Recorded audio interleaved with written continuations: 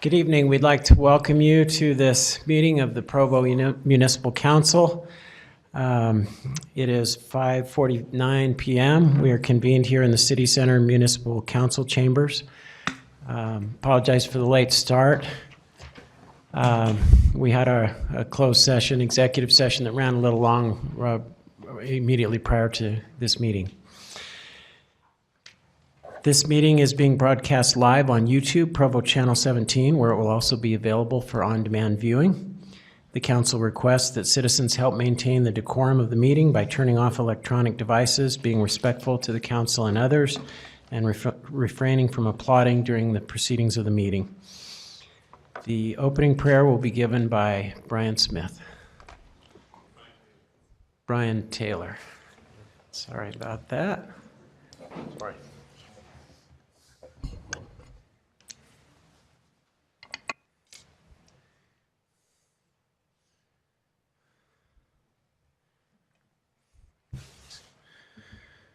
Father in heaven, we bow our heads and give thanks for the opportunity to gather and invoke thy blessing upon the motions of this council. We pray that the members of our community will be prospered and blessed. We give thanks for every opportunity of service and pray that those who serve the city will do so in wisdom and with thy blessing as well. And we give thanks in the name of Jesus Christ. Amen. Amen. Thank you. The pledge will now be led by Captain Todd Groskebauer. Will the audience please rise? Face the flag. I pledge allegiance to the flag of the United States of America and to the republic for which it stands, one nation, under God, indivisible, with liberty and justice for all.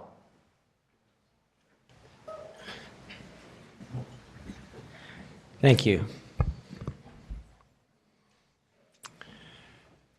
We have some guests from very far away tonight. Our first item of business is a proclamation welcoming guests. Pardon? I forgot to do the roll call. Thank you for reminding me. She was the chair last year, and she's frequently reminds me of things that I forget, so thank you. Or this was Kay in this case. Let's begin with you, Mr. Strachan. Cliff Strachan. Brian Jones. Gary Winterton. Kay Van Buren. Kim Santiago. Dave Sewell. Dave Knecht. George Stewart. David Harding. Wayne Parker. And we'll excuse Mayor Curtis, who's not able to be with us tonight. Now we will move on to a proclamation welcoming our guests from Meissen, Germany. And this is a proclamation from Mayor John Curtis. Is there a way to bring this up on the screen, or maybe if not, I'll just read it, I think. Okay, I'll just go ahead and read it. We would like to welcome Meissen guests. It's October 3rd, 2017, whereas friendly exchanges between Meissen and Provo can be dated back to 2001, this being the 9th biannual exchange between the Franciscaneum Gymnasium, I don't know how to pronounce that, and the Timpview High School German classes. And whereas gratitude is extended to Cordula I'm getting into trouble trying to read this. Hohenleitner, who founded the exchange for the Franciscaneum. How do you pronounce that? You could have their director do it. Franciscaneum, thank you. Gymnasium, as well as Katrine Werner-Hartmann and Suzanne Rasch, who now lead the exchange, as well as Principal Heike Zimmer. I should probably have you reading this. Do you want to read this for us? Whose support makes the exchange possible, as well as many teachers at the Franciscaneum for their tireless planning and efforts to ensure successful ongoing exchanges. And whereas the City of Provo acknowledges the strength of educational, cultural, social, and economic exchanges between Provo and Meissen, which has outlasted changes in administrations, natural disasters, and changes of all kinds. And whereas the City of Provo honors and cherishes the friendships shared with officials, teachers, and students of the Franciscaneum Gymnasium, as well as many residents of Meissen, we look forward to a long future of exchanges and strengthened relations between our cities. Now, therefore, I, John R. Curtis, in cooperation with the Provo City Council and all of the citizens of Provo, offer a warm welcome to teachers and students and extend a heartfelt thank you to the Timpview host families. May this visit be one of new and renewed friendships, pleasant adventures, and goodwill. Signed, Mayor Curtis. That's a great idea. Could those of you who are involved in this exchange in some way stand, just so we can see how many of you are here tonight? Wow.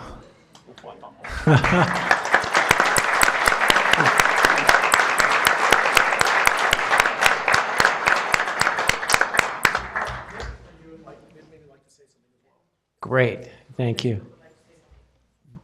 Please come, we would enjoy that. And you are the principal? Yes. Great. Thank you for being with us tonight. Okay. Dear City Council members, thank you for inviting us to your meeting today. It's a great pleasure to conduct the 9th exchange between the Timpview High School and the Franciscaneum Meissen. My name is Heike Zimmer, and I'm the principal of our school. It's my first time in Provo, and I'm absolutely overwhelmed by your hospitality.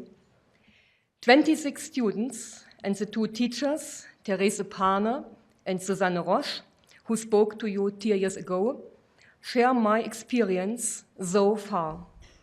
Everywhere, we are met with great openness, friendliness, and curiosity.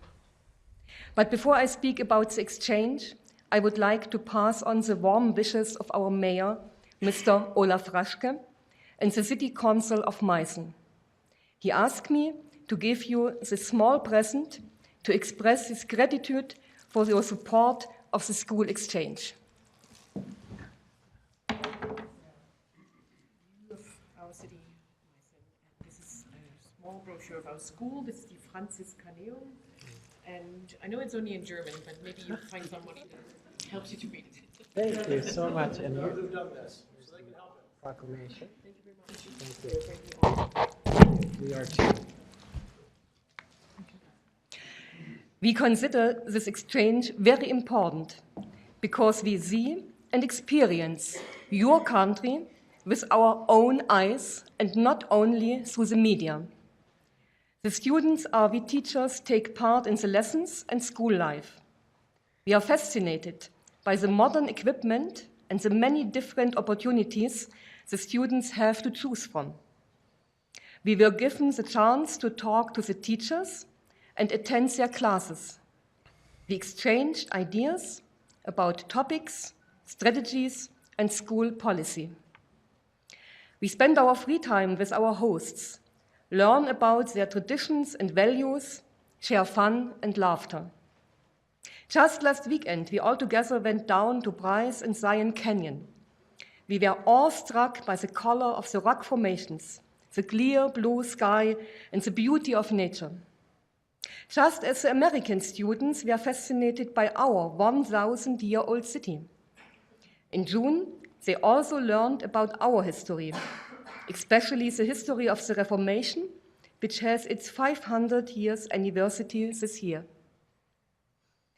Oscar Wilde, the famous Irish poet, once said, "Travel improves the mind wonderfully and does away with all one's prejudices."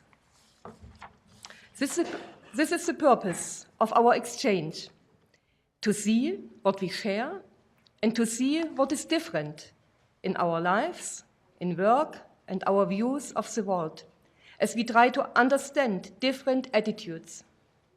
This creates tolerance and respect, values which are important to us, and which we want to teach our students. Therefore, we are extremely grateful for the work, dedication, and time that Stephen van Orden has invested in the exchange during the last 17 years. It has always been so well prepared that we, the German teachers, can relax and enjoy the happiness of our students. I would like to send out to all host families a special thank you. They include our students in their family life, organize pool and ice cream parties, and do sports and music together. So these 3 weeks in the US will become a lasting memory for all of us, just like they have for the other generations of students who haven't taken part in the exchange since the year 2000. A participant of the last group in 2015 wrote to me shortly before our departure, whom I would like to quote. She wrote, "Dear Mrs. Zimmer, I can't believe how time flies. I still remember how extremely excited we were when we stepped onto American grounds for the first time. I remember the impressions which flooded us. The time in the US and the opportunities which the program offers to students simply cannot be compared with any other vacations in the States. We gained deeper insights in the real life than you can see as a tourist, and we found friends for life." This email deeply moved me. Today's date is the 3rd of October, the day of the reunification of Germany. Without this political change, our partnership would not exist now.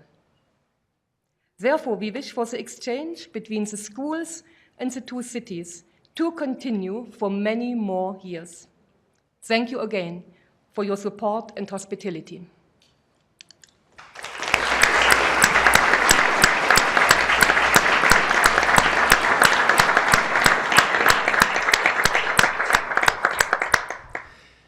That was a wonderful message. I hope you don't mind sending a copy of that to us. That needs to go in a file somewhere of the exchanges that we've had.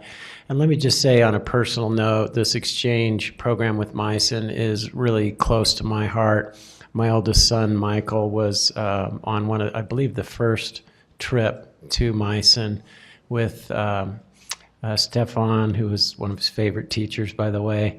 And he had a wonderful time. And then many years later, my second youngest daughter, Melanie, participated in the exchange and stayed with Johanna Ruprecht and her family.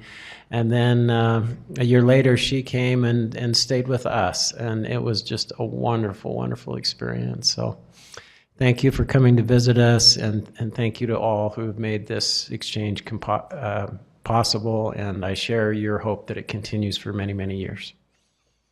Thank you. Mr. Connect. So I'd like to just say a word, having German heritage, that you may not realize our federal government does census and counts people and asks questions, and one of the questions they ask is, what is your heritage? And the largest ethnic group in America are those that claim German heritage. Interesting. All right, thank you very much for joining us tonight.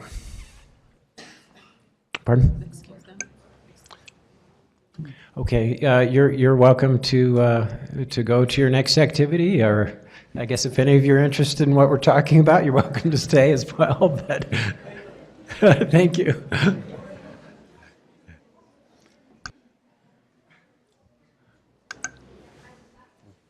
Just to get a group photo.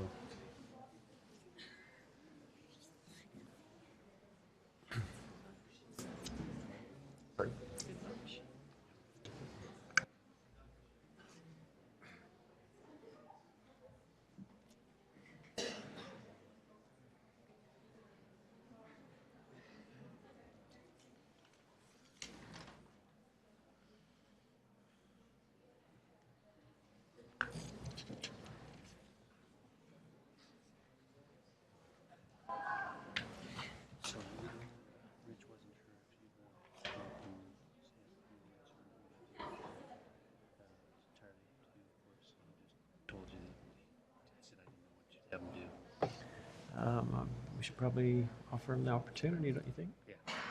Okay.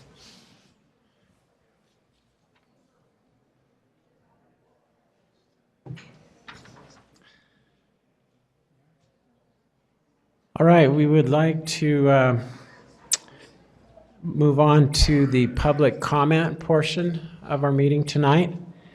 As indicated on the screen, a required public hearing will be held for certain agenda items prior to council action. After each such item has been presented, time to comment will be provided for all those who wish to speak. For items that do not require a public hearing, public comment will still be taken following presentation of the item, but will be limited to 10 minutes. At this time, 15 minutes have been set aside for an open public comment period, which is intended to allow comment on matters that do not appear on the agenda. Persons who speak during this time to an item that is on the agenda will not normally be afforded a second opportunity to speak during the comment period specific to that item. During any public comment period, each speaker will generally be limited to 2 minutes. Additional time may be given to individuals specifically invited to speak, such as applicants, neighborhood chairs, or others that may be representing additional persons. Please begin your comments by stating your name and city of residence. Due to noticing requirements, no formal action will be taken in this meeting on matters that do not appear on the agenda. Those with comments are invited to approach the podium.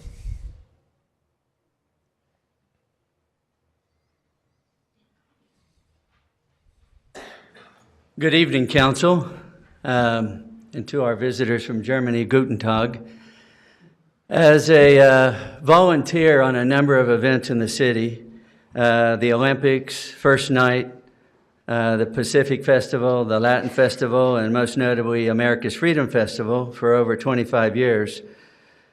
First of all, before I ask my question, I'll extend my condolences to the people in Las Vegas for the event that they had and the lives that were lost. It's unfortunate that civic events like that can't be peaceful and happy for which they were intended. So with that experience that I've had over the last 25 years, and being intimately involved with most of these events and their budgets, they run on a shoestring budget, an eggshell budget, which can break at any moment. If the Freedom Festival books the wrong act any given year, they're bust. You know, they're living on savings. Recently, the insatiable appetite of the city may be condoned by the council, but mostly from the executive office with their fee schedule, is now charging these events a substantial amount of events money to close the street to hold an event. Upwards of, I think it was $2,000 last year, and it's up to $4,000 this year. These events are going to go bust. And having worked with some of these events, I know they're being invited to go to Thanksgiving Point and Spanish Fork and other places where for free. And even University Mall wants these events up there. So I am concerned that the executive branch or the council is condoning these fees. I ran into the mayor and picking up some trash down here a month ago, and he said, you know, why are we charging these fees, Mayor? And he said, to close the street when it's all volunteer and these are nonprofit organizations. He goes, well, it costs money to close the street. And I go, well, you know, as I reflected on that, and he says, well, I got some questions. Well, make an appointment with and come to my office and we'll talk. But, you know, a few years ago, 9 years ago, we put out as a city several $1 million to buy a company off First North that the neighborhood shares. Mr. Stone, I'm sorry, our beeper doesn't seem to be working, but your 2-minute time is up. Can you? Well, my first part of my minute was to express condolences to Las Vegas. So if you'll give me a few more seconds, thank you, sir, and thank you from the people of Las Vegas as well for allowing that. You know, we as a city the only cost I see to the city or to the executive office is, you know, we paid several $1 million to buy the Action Target property and another couple $1 million to move it. And another, we got them some industrial revenue bonds of $100 million to rebuild their company down on a city business park. You know, volunteers do these events, and the money is really tight. I don't know why. Mr. Stone, you're way So over time. my question is, please reconsider the $4,000 or whatever the fee schedule is on these events in the future, because we'll run them out of the city, and they bring culture and everything to us, and thank you for your time. Thank you, Mr. Stone. Are there others who come to comment? Can we get that beeper working, by the way? Okay. Sorry about the nose, middle age and precancerous growth, and they whack your skin. My name is Eric Speckhard. I'm a resident of Provo. I just received in the last day or two my utility bill, and I'm a little concerned that from the mayor's office, and I quote, "Elections, one of the hallmarks of our free nation, are always interesting, challenging, and this year ours is historic. Sherry Hall Everett and Michelle Kafusi emerged from the primary election as the candidates vying for the city's top office in the municipal general election, making it possible for Provo to have its first ever female mayor. As a taxpayer, I'm wondering why, you don't have to state it by name, but if there's a write-in candidate, why there's nothing in there that says that there are also write-in candidates."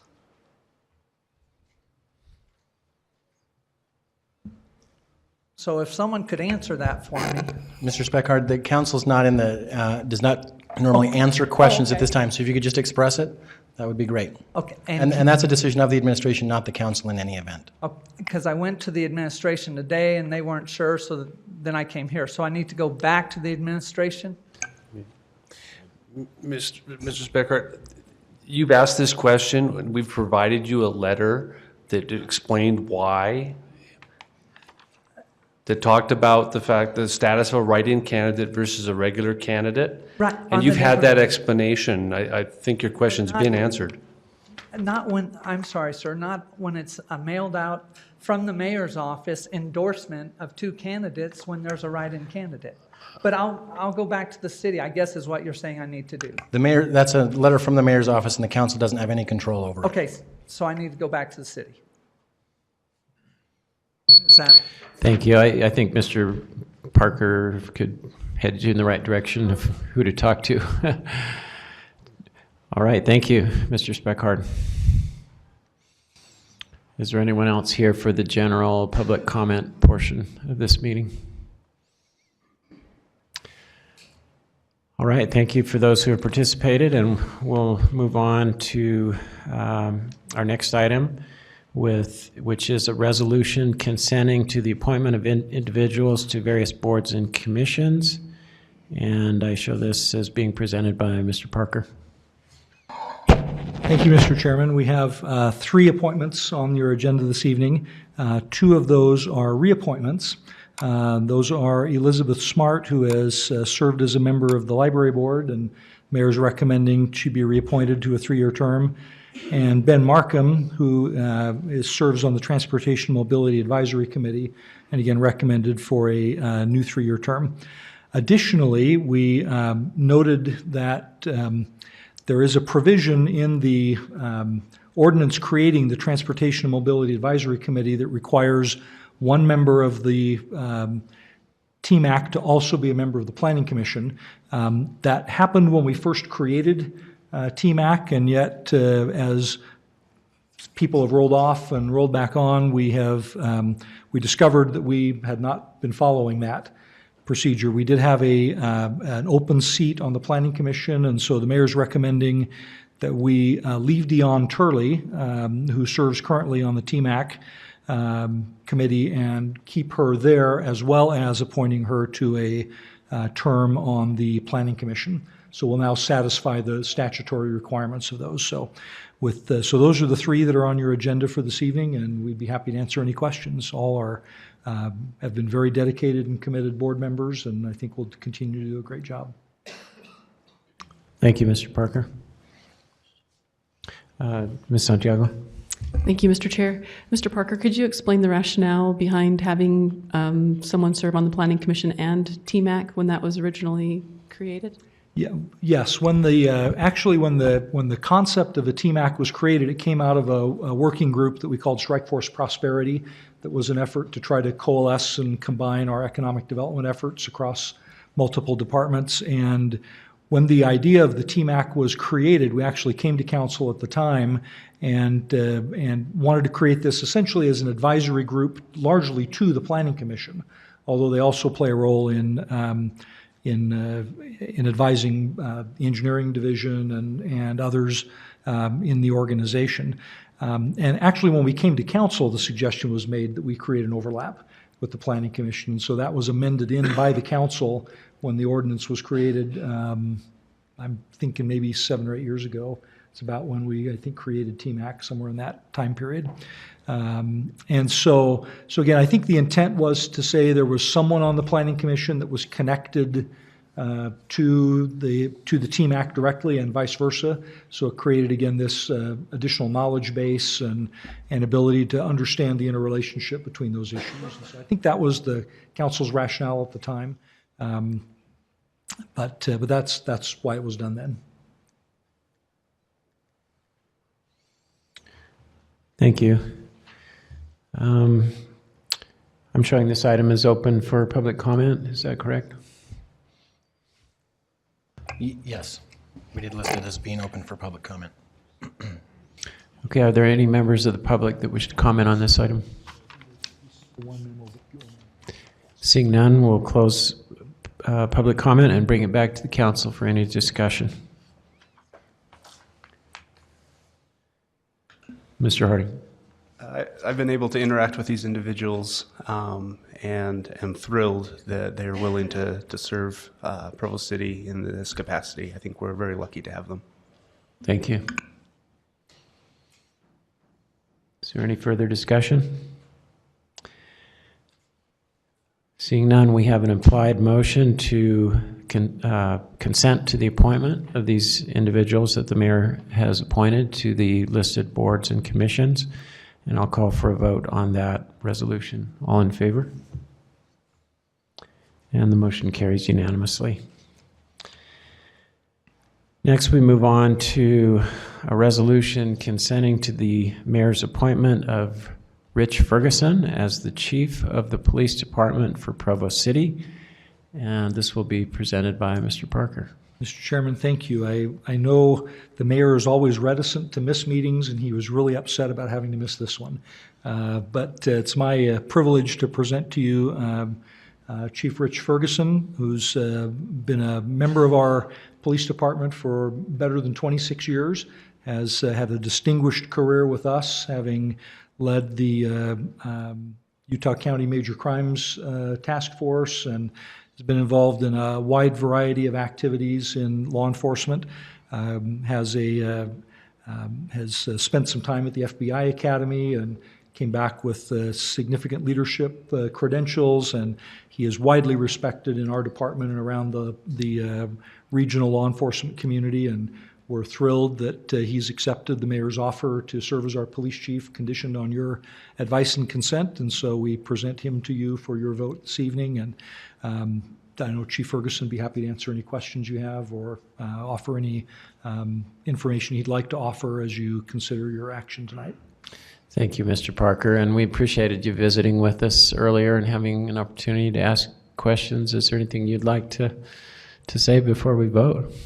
I'd just like to say again, what an honor it is to lead this fine department, to be chosen to do so. Provo is recognized and ranked as one of the finest cities in America to raise a family, to bring a business.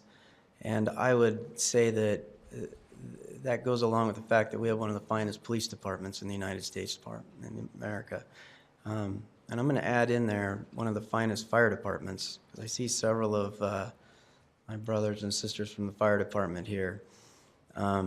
It's an honor to be offered and asked to do this at this time in my career. Thank you. We sure appreciate your willingness to serve. Are there any comments or questions? Ms. Santiago. Given the nature of your position, you may not want to do this, but for, say, I don't know, for whatever reasons, but if you have family or people here supporting you, it'd be great to have them stand and be recognized as well. Sure. My And wife, just- thank you. My wife is here, and I'd like to recognize that she's been a 911 dispatcher for the city for 23 years. Sally. My son, Gavin, gives me grief. He's in 10th grade. Son, Tyler, and my son, Wade. And my daughter can't be here tonight, my grandson. So, thank you. You have a beautiful family. Thank you for introducing them, and thank you for your willingness to serve in this position, and look forward to working with you. Thank you. Thank you. Mr. Harding. I'd also like to thank your family for the support that they've given you over these decades and the support that they'll give you in the coming years. And you know, you're serving the city, but so is your family, and we really appreciate that. That the community appreciates that. Thank you. Thank you. Mr. Stewart. Chief, Yes, sir. I think it's wonderful we're able to go within the department to have a new police chief.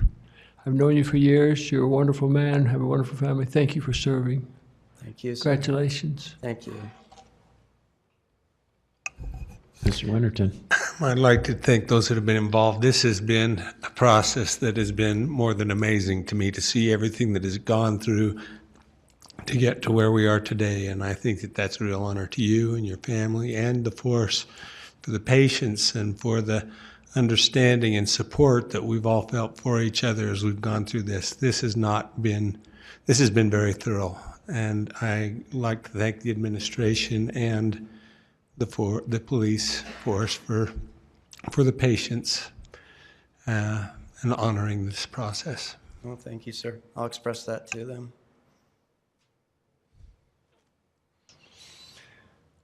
All right. All those in favor of approving the resolution consenting to the mayor's appointment of Rich Ferguson as the new chief of police of Provo? The motion carries unanimously. Thanks again, Chief.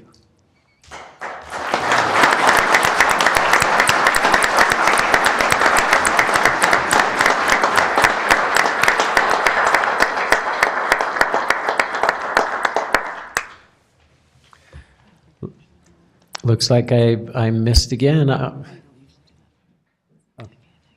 Okay. Okay. Well, I was going to say, it shows on my notes that this is open for public comment, but is that not actually the case?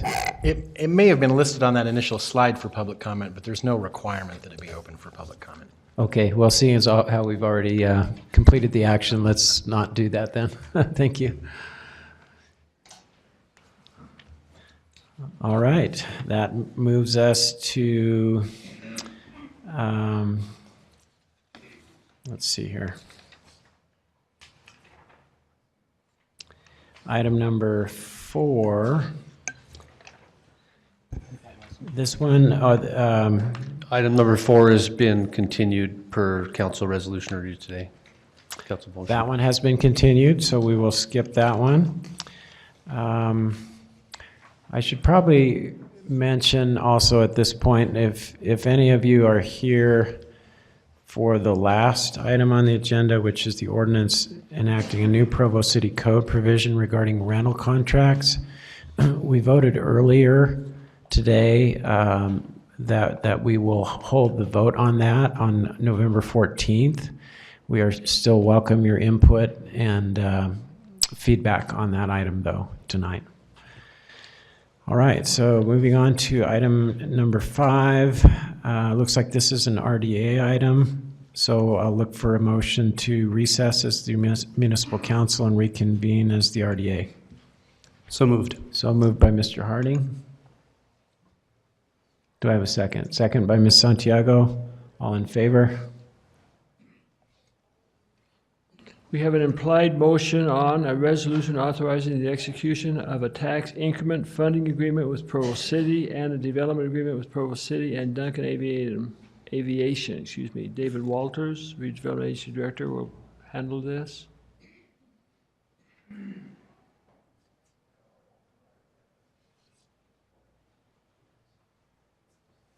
Mr. Chair and members of the agency board, this item is one of the items that we're need to put in place in order to get the bond repayment stream through the tax increment for this. We've met with the school district and other taxing entities, and they have agreed to this. And the development agreement allows us to work with Duncan Aviation to move forward, getting the tax increment from their development to help pay for the ramp that would be a part of this project.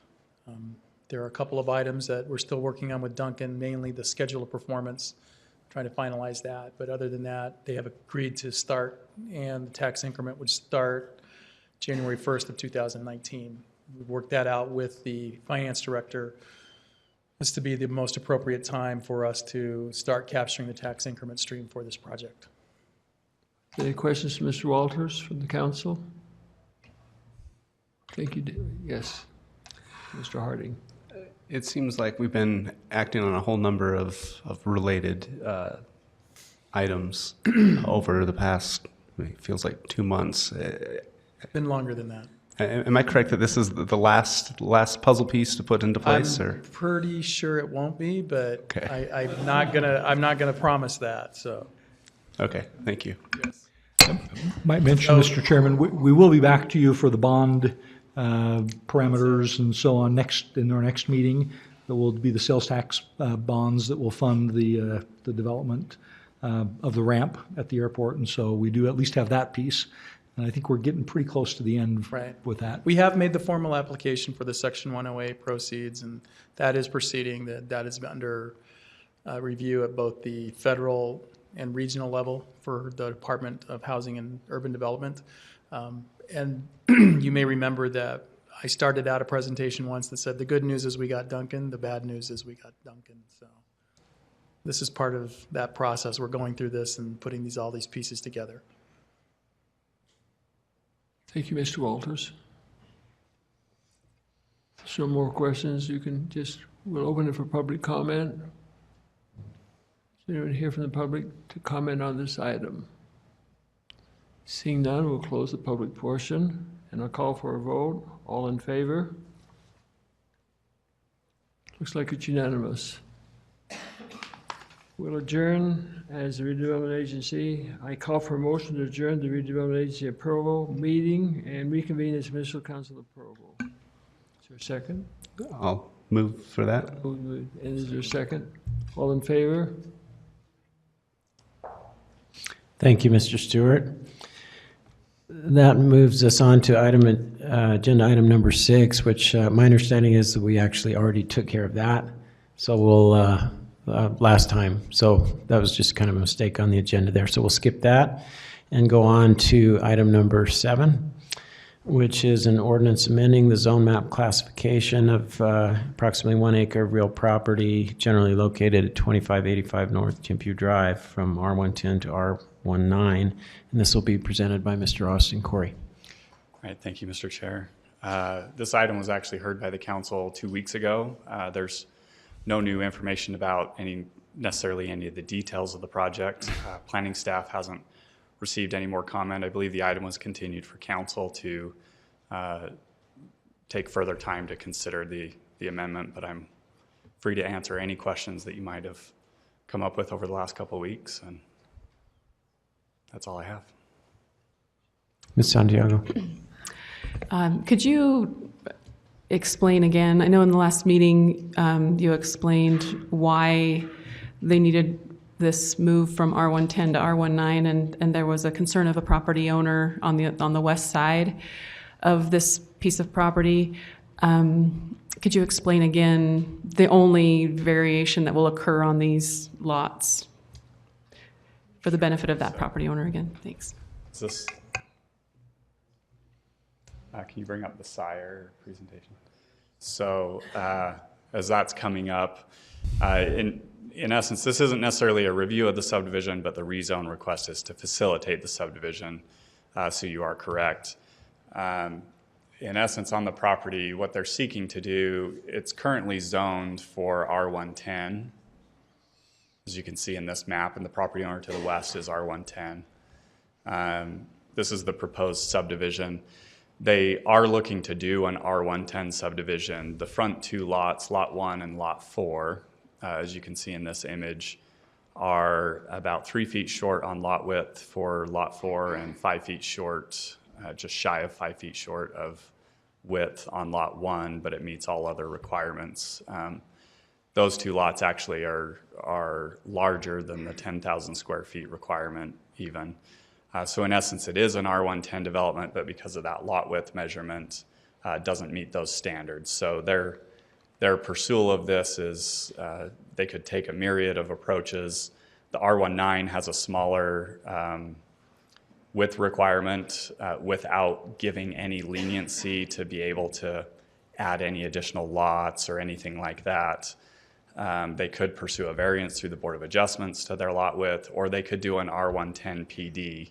The R19 just seemed a lot more straightforward, and again, because it didn't grant any additional allowances, we felt comfortable with the request that they were making.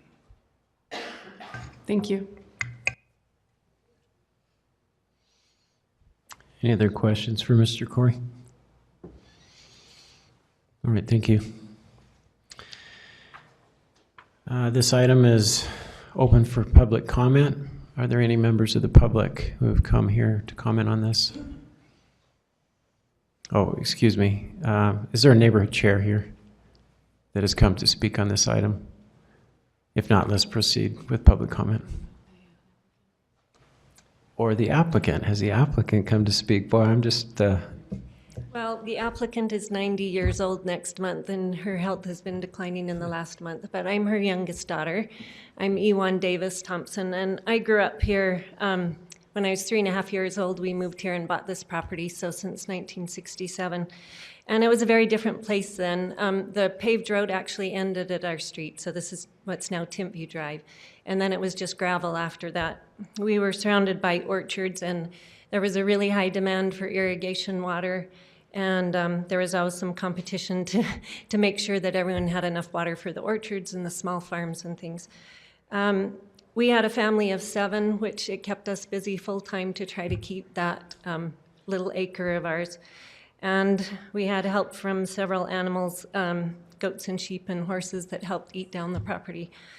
At one point, the city took 20 feet to widen the road, and we had to move our hedge back and rebuild it. Later, the street was widened again for a bike path, so it's gotten much wider and bigger. And the Mr. and Mrs. Wilson, who were our only backdoor neighbors, is now the Wilsonville subdivision. And many of those property lots have been resold to other people, one of which came yesterday, and I did, or last time, I did try to reach him and make sure that he was aware that we were not asking for smaller lots. My father died about 40 years ago, and my mom and I managed to keep the property up until I got married and moved away. And now none of my siblings are living with her. She lives on her own and tries to maintain the property. And it's just gotten to a point where, as much as we love our little piece of Provo and have enjoyed the time there, it's harder. We can't irrigate anymore without flooding the neighbors behind us because there's no one else using the irrigation canals anymore. And there aren't any more orchards. It's expensive for her to upkeep, and she did ask me before I came just to say how much she loves her little piece of Provo.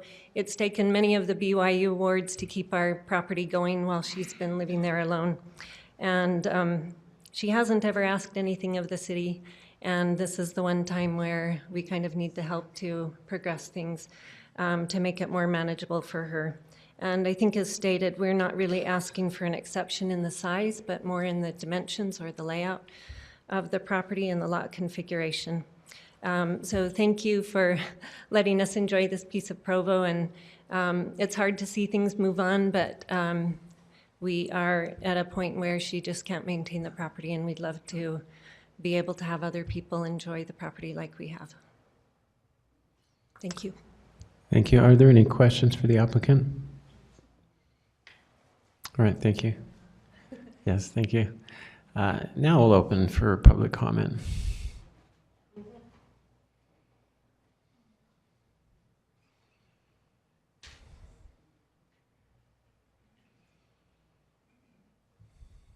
I'd like to just take a moment of your time to address the rezoning of this property located at 2585 North Tentview Drive from an R110 to an R19. My husband and I own the home that's just directly to the west of this property. And the homes that they're talking about putting on that back fence take up almost, well, it does take up our entire fence line. We spent a lot of time looking through Provo before we decided on buying into this neighborhood. And we love the neighborhood because we love the larger homes and the larger lots that were available there.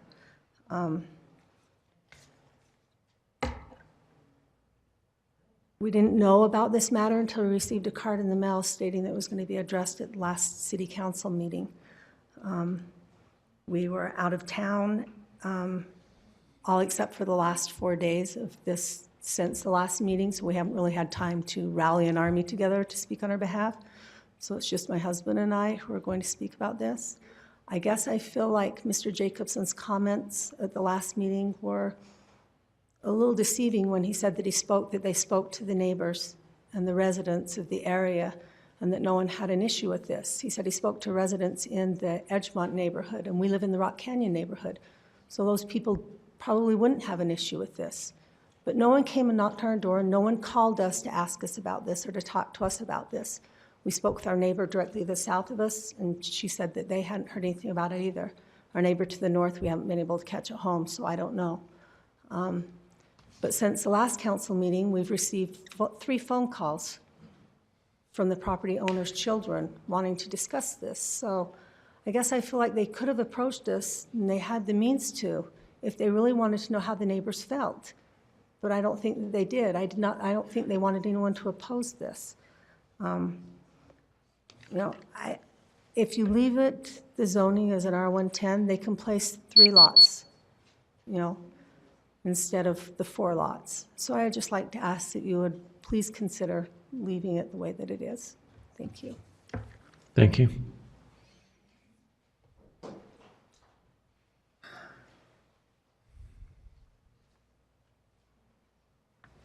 I'm Gordon Jacobson. I live in American Fork, Utah. I've been assisting Mrs. Davis in this rezone application and subdivision application over the past little while. And we did have the application in previously, and we did hold a neighborhood meeting, and the notices were sent out, and we did have I believe there were 2 neighborhoods invited to that meeting. It was held in Rock Canyon Elementary School. Everybody that attended the meeting were very favorable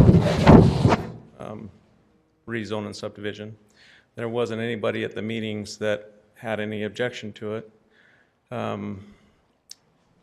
And the lots all do meet the intent of the R110 ordinance, and the 2 lots that she's speaking of, lots 2 and 3 that back up to her property, both would comply as is in an R110 zone. They're legal lots. The two lots on 650 East are asking for the exception, and lot 4 is the only one that adjoins an adjacent property owner. The corner piece is also owned by Mrs. Davis, so there's only 1 lot that doesn't that adjoins another property that doesn't meet the R110 zone, and it's the lot closest to an R18 zone. We felt like an R19 zone application would be a good buffer zone between the R18 and the R110 of the other neighborhood, and that's why we proceeded with that way. But we did make all of the efforts required by the city to meet with the neighbors, and we did hold the neighborhood meeting. So I just wanted to clarify that. Thank you. Hello again, my name's Ken Dudley. I live here in Provo. We talked before. I send everybody an email, I think, pretty much, and I appreciate the responses. Thank you for Mr. Harding for explaining some more to me. And your mother is a wonderful person. We've sent our boys over to help. She does an amazing job keeping track of everything. It was interesting to hear the history of your history. And I'm a little bit torn, as a property owner, I don't feel like it's my right to encroach on other people's property and their decisions. We've got family farm and that type of thing. So I understand that, although I don't like to have my property encroached upon either, and I'm worried that this is packing a lot of houses in with the little flag lots that'll really disrupt kind of the community, the atmosphere, and decrease my property value. To be honest, that's one of the main things. I don't know, again, as I said before, I think our zoning is important to maintain the integrity of certain areas as we grow. Provo's landlocked and people want to move here. I understand that, but zoning is important to keep things, the integrity of things in this area, to keep it a little bit more open if possible. I just appreciate your consideration. Thank you again for your responses. Thank you. Are there any other members of the public that wish to comment? Seeing none, we'll close public comment and bring it back to the council for discussion. Mr. Connect. I would agree that zoning is very important to neighborhoods, their future, their integrity, their character. And one of the key elements of zoning as we designate them, R1, 5, 6, 7, 8, 9, 10, is the lot size. And all of these lots meet or exceed the 10,000 square foot requirement. And I don't think we would be having a problem here if we didn't need that 40-foot right-of-way. It really ought to be 30-foot, and we're going to probably take care of that in the future. So I don't really see a problem with the lots per se. They are in compliance with the zone at an R110 level, and just the technicality of the width or the frontage on the road. So I'm in favor of this. Mr. Harding. Just want to say that we're trying out this new process with the expedited process with the possibility of the two hearings, and I appreciate having been able to take that extra 2 weeks, give people more opportunity to discuss and to contact the council members. So in this kind of first run on the new process, I think it worked well. Thank you. Are there other comments?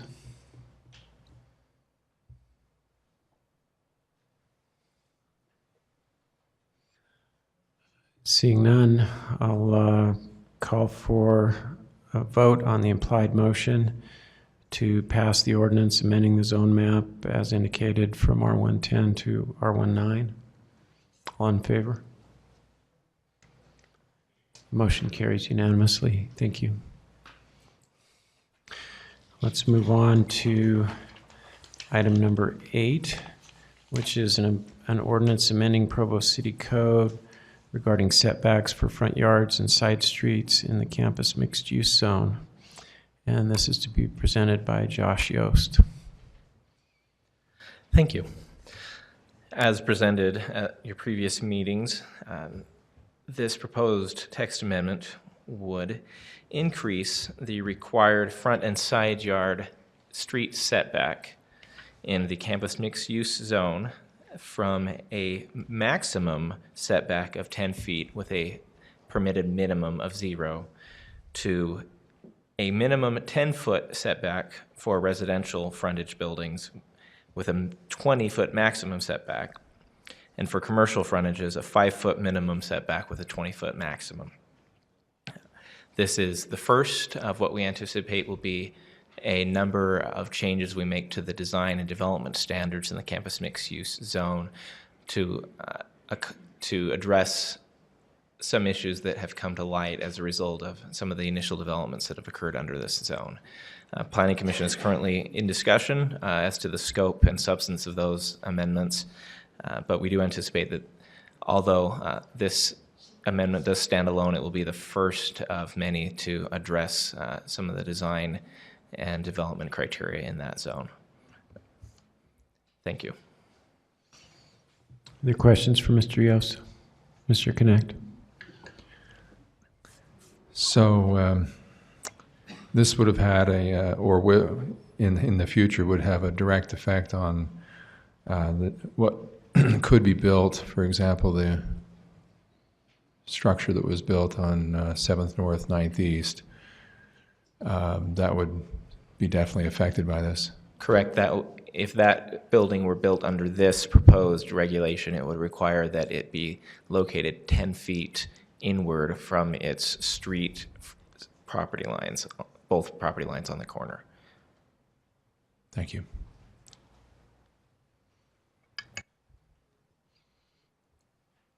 All right, thank you, Mr. Yost.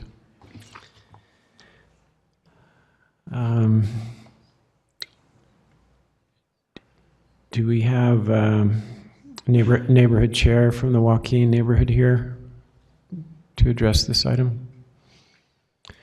If not, the item is open for public comment. Is there anyone that cares to comment on this item? Seeing none, we'll close public comment and bring it back to the council for discussion. Mr. Harding. Again, I appreciate the opportunity that we had to take an extra couple of weeks on this. One of the easiest ways I know to get public feedback, even though it's not representative of the entire city, is to kind of post some questions on some Provo-centric Facebook groups, which I did on this. And my expectation was that I'd get a very sound, yes, we need the setbacks. Yes, it was a mistake to allow this building, speaking of the one on 7th North and 9th East, to be built with zero setback. That was my expectation. Because of all of the negative feedback I had heard previously about that particular building, I definitely got some people responding were of that opinion. I was impressed, though. There was more nuance to it. To try to summarize it as tightly as possible, I would say that the feeling was there are many reasons why that building doesn't fit in, is to put it nicely. Why there's been such a negative reaction in the public to that building, and the setback is only a small part of that. Maybe a contributing factor, but probably not even the primary. So I am looking forward to the future amendments that have been promised, because I think if the same building had been built just a little smaller, a little further back, it would still have the same, almost the same negative impact on the community. So I am looking forward to that. I appreciated having the chance to reread the staff report, and there were a lot of good reasons, good rationale behind the recommendations. This past Saturday, I found myself in a different city, and had the opportunity to walk 26 miles through a lot of different neighborhoods, and some of those with similar maybe aspects to where we would like to see our South Campus area go. And so I was able to look at a lot of different examples of zero setback, and there are good ways to have good buildings with zero setback.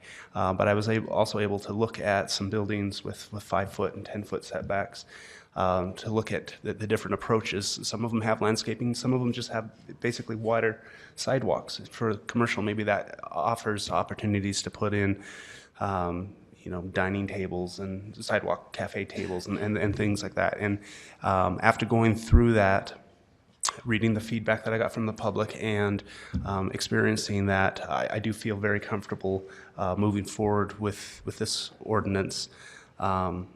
but knowing that this itself will not solve the problem, that there's many others that we need to, in order to fix what's wrong. And I want to throw in one more plug. Some of the comments mentioned, to really address the problems with that building, probably the easiest or the most elegant way to move forward to do that would be form-based code. So I think that's something that the council needs to continue to mull over our direction in the future. Thank you. Ms. Santiago. I'm supportive of this ordinance amendment, and it seemed like a simple one to me. And so I was surprised when it was, when we continued it to this meeting. But now hearing Councilman Harding talk about the marathon that he walked in between that time and this, I think you've done your work. 26 miles, is that what you said? 26 is just 0.2 miles short of a marathon. So I think you've gone above and beyond to do your homework on this one. Thank you.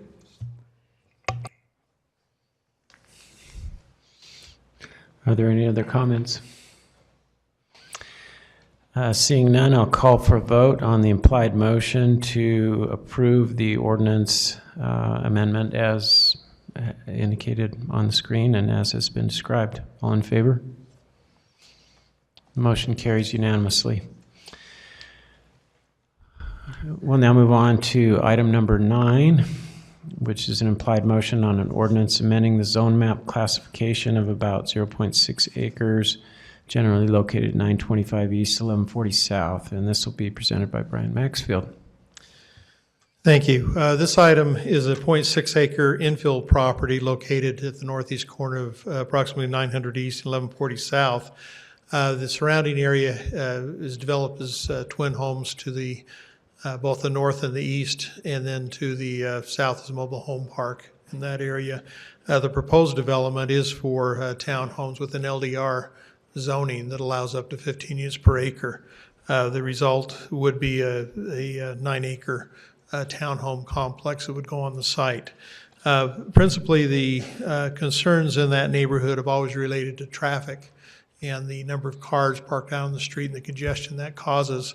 In this particular case, the applicant's providing 2 garage spaces underneath the units, 2 spaces in a driveway directly behind the units, and then 3 additional visitor spaces. So in essence, it's 2 spaces above the 2.25 units per acre required.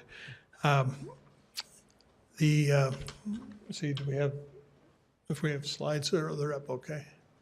This gives the site, just real quickly, shows the neighborhood plan that was done with the southeast neighborhood, shows LDR for the proposed development of this area. Current zoning is an RC zone, and so it would be there at that corner. Can I go to the next item that had the project plan? Is there a next one on the Planning Commission, or is that just on the rezoning loaded? There's a project plan right behind this one on the Planning Commission, or is that one loaded, or is it just the rezone? Oh, okay, that's fine. I think you have illustrations in the packet that show the siding and distances through there, and I'd be happy to answer any questions on that. So I'm pretty familiar with this, and I think it's appropriate infill. When you describe the surroundings, the one thing you didn't mention was to the west, which is industrial. Yeah, it's kind of industrial, and I know that there had been some hope or desire that perhaps even Habitat for Humanity would buy this and put in a couple of single-family homes. But all things being equal, this is similar to the projects that are to the north and east, and seems appropriate.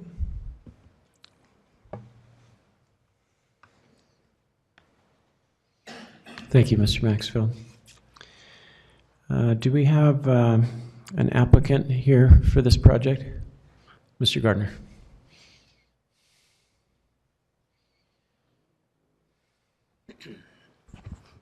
My name's Dave Gardner.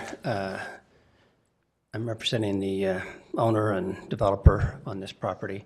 It is an infill project. I don't know, I think if you look at that map, there's not hardly any other vacant ground in that area, so this would be the last of the redevelopment in this area. I don't know if you have any questions. I don't know what else to present. Any questions for Mr. Gardner? Mr. Harding? Just a quick comment. I like how the way it's oriented to the street. Just on my block, I believe there's very similar townhomes that have been built, and I think there's a lot of good design. It's a good place for this. I think it's a good proposal. Yeah. John Dester will be the builder on this, so you're all familiar with his work. So, Thank you. Is there a neighborhood chair who's come to comment on this item?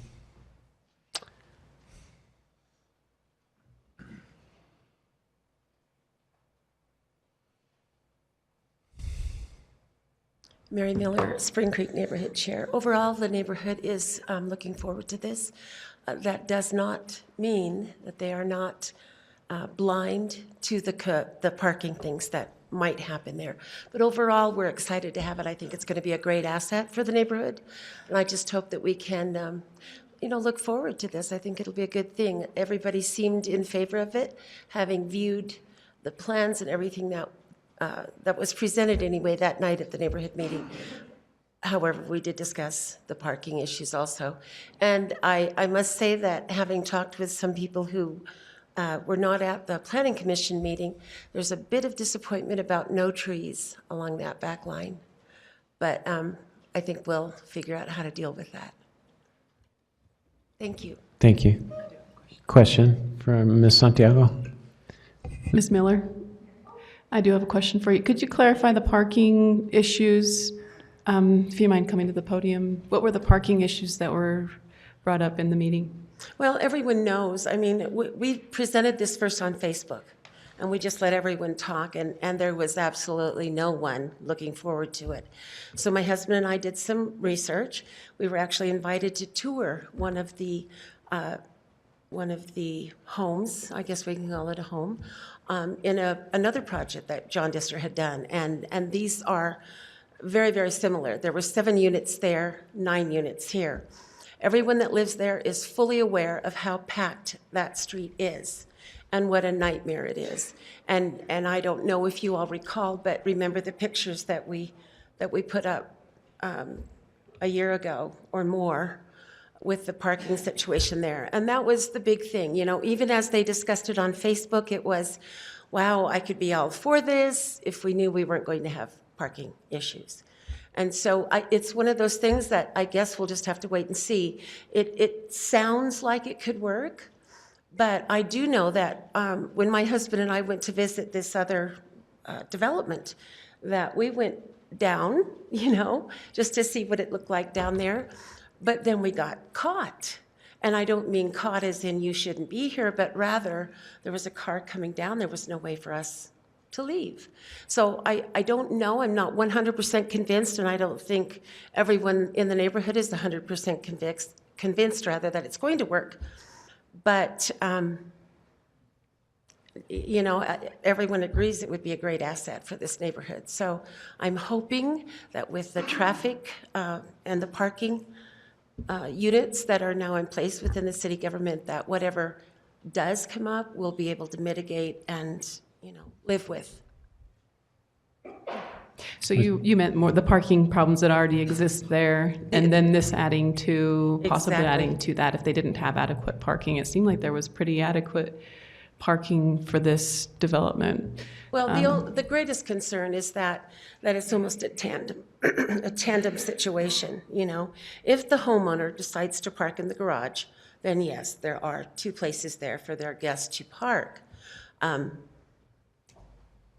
But we haven't seen that actually work. And it's not that we don't want to believe, it's just we're being real, about it. So yes, we're excited. We think it's going to be a great asset to the neighborhood, but that doesn't put to rest all of those parking issues. And I guess we're going to have to wait and see. I know John Dester does beautiful work, and he's assured us that, you know, he will do the same on this. So we can wait and see. But I just want you to know that it's on everyone's mind. Okay? Thank you. Yes. So you toured one with 7 units. Was that over just off of 5th West? It was, well, yes, 5th West and 3rd North. And we were quite impressed. I mean, you walk in the main floor, the ceilings were higher. Upstairs, there are 3 bedrooms and 2 full baths, which was really quite impressive. And on the main floor, you walk in, there's a beautiful living room, taller ceilings, crown.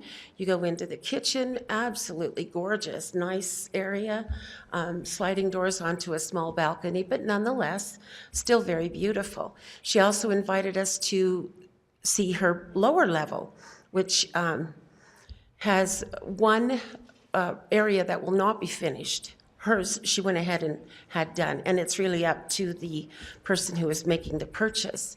And she did tell us, although John Dester spoke to that at the Planning Commission meeting, she did tell us that one of the people who purchased in that 7-unit development, that one of them was renting to students. Now, John had an explanation for that. We can accept that, but it does still present that concern when we already have the parking issues and there's an unfinished area that someone could, you know, so there's that concern won't go away. We've lived with it a long time. So knowing how that one that you visited is laid out, the units are laid out differently than what you're seeing on this proposal. Just slightly, because there it's one building. It's one complete continuous building. Which goes kind of north and south and It has... does, yes, it does go north and south. And so it doesn't really have a lot of frontage on the street. No, in fact, no, it's one door and one steps up to it, I believe, from what I'm remembering. So that's my point here is this project, the homes all face the street. They do. And there is on-street parking, whereas the one you visited doesn't really have. No, it doesn't, but let me tell you what it does have. And this was something that surprised my husband and I. We asked the lady who was giving us the tour, so where's your guest parking? And she says, oh, right down there. There was 1 unit, 1. And she said, you know, it just doesn't work. And so as we were leaving, we could see that the concrete wall that surrounds this had been cut, and they had acquired additional parking spaces in that business parking lot. Now, I don't know what they've worked out, you know, we were not privy to that, but what went through my mind was, we don't have a business parking lot, you know, and so those parking lots behind those garages have to work, because we have we don't have access to anything like what they did over there. Thank you. So, is that all? Okay. Thank you. This item is open for public comment. Are there any members of the public that wish to comment?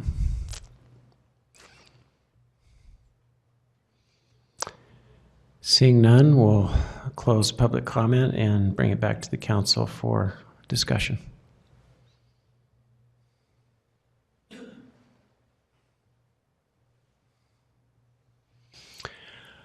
I'll just mention for the benefit of the public and possibly for the developer, I'm not sure if you're aware of a relatively new procedure. This item was just heard at the Planning Commission 6 days ago, and under our new procedure of simultaneous noticing, it's coming to council meeting more quickly. And we now have 2 opportunities for public comment, unless every member of the council deems it to be a routine item that is where a second meeting would not be necessary. So what I will now do is ask if any council member desires to consider this item again at the next council meeting. Seeing none, I will call for a vote on the implied motion to pass the ordinance amending the zone map as indicated and discussed. All in favor? And the motion carries unanimously. Thank you.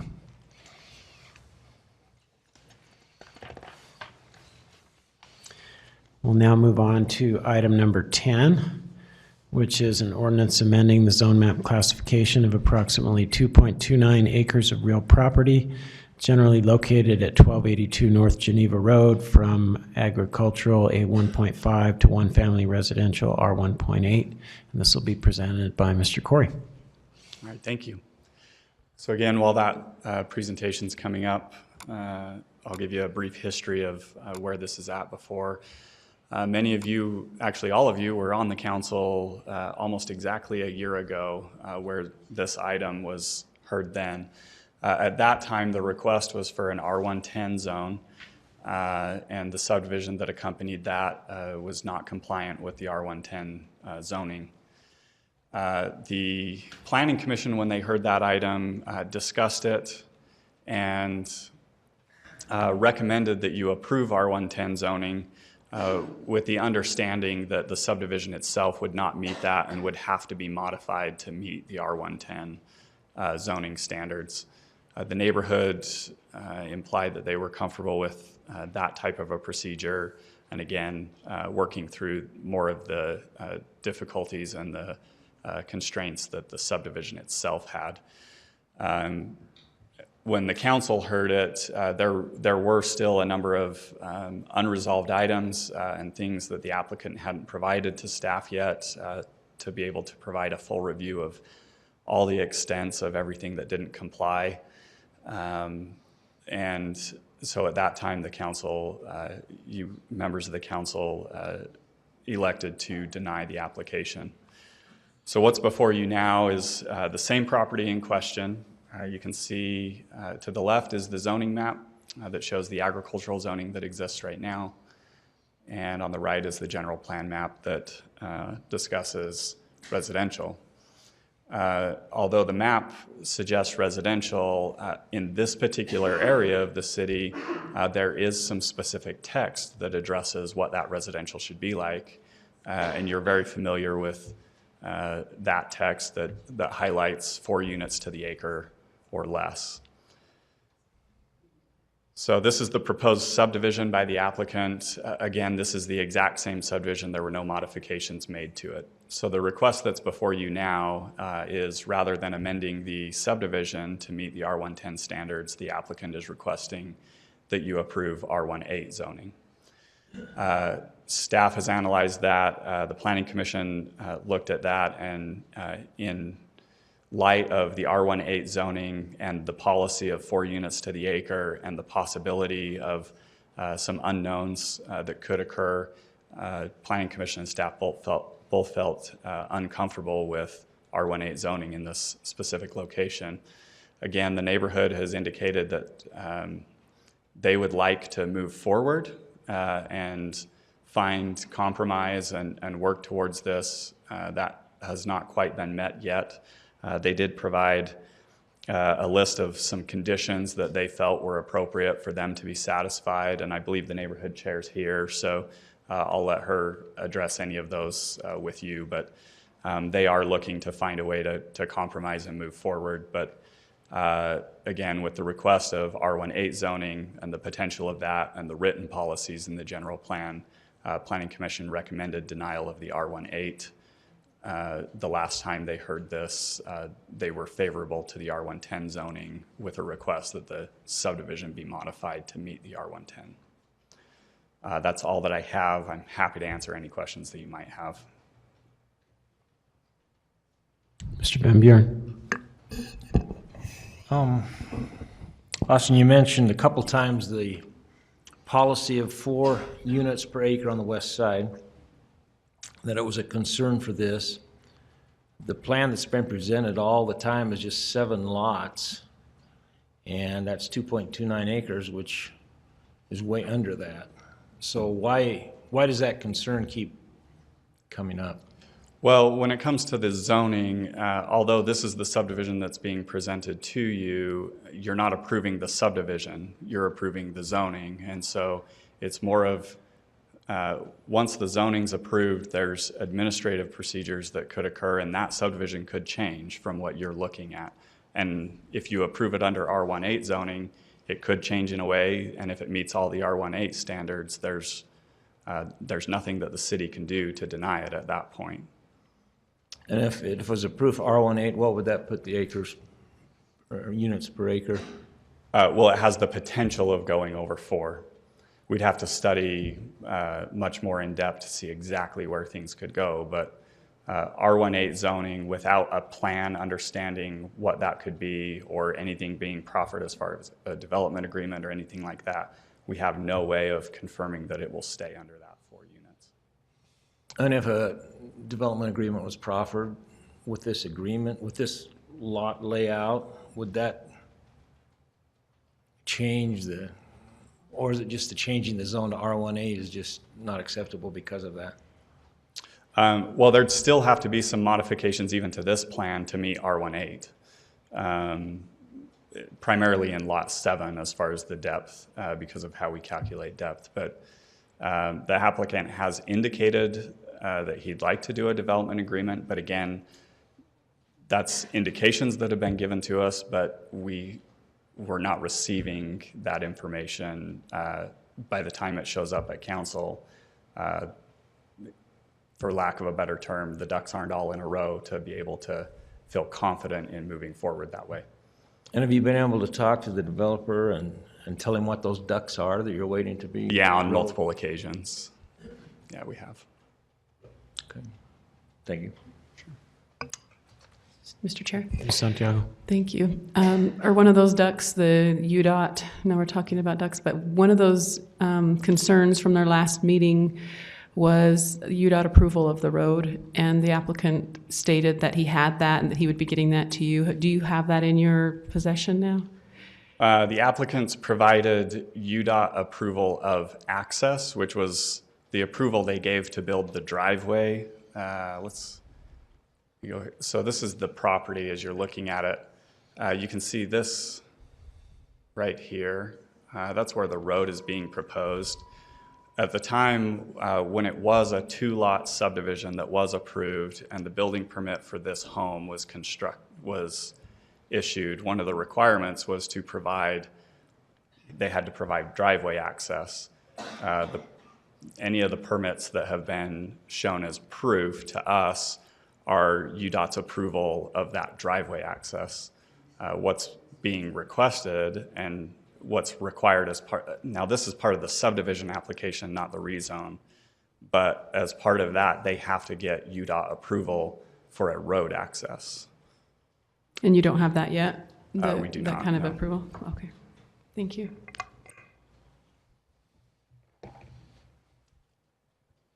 Mr. Winterton.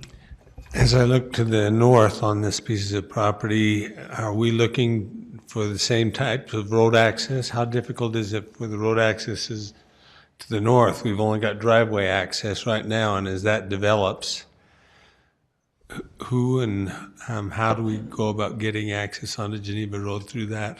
That's another one of the areas of concern, is providing fair and equitable development potential for neighboring properties. This isn't strictly infill, considering the undeveloped, well, it's developed, but the unmaximized development, if you will, of that northern property. And so that is some of the concern, is so how can that be integrated? And I know that integrated development is one of the things that Mr. Sewell, your commission is working on, ensuring that any development or project that comes through the city considers surrounding property rather than just focusing within its property lines. So that northern property is one of the areas of concern. Is it, how hard can we get road access for maybe 2 more? Well, maybe you can do it with 1 access. How hard is that? Yeah, there's been some possible scenarios presented, but again, we can't get enough answers and enough concrete evidence to feel comfortable that something really is moving forward.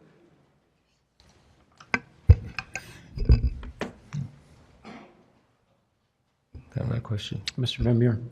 So as we concern ourselves with the property on the north, have either of those properties or those property owners come to the city with a proposed development plan or a proposal that they're going to develop, or they? Not in imminent future, but they have come and discussed it with the city as far as what kind of potential they might have, and making sure that they're not being hindered. And so I'm just a little concerned that we're holding hostage the developer that has a plan to property owners that don't have a plan, without a solution, I don't know how Mr. Chappell with his development can improve their property or give them something that they haven't requested, and I'm just not sure how that relationship happens.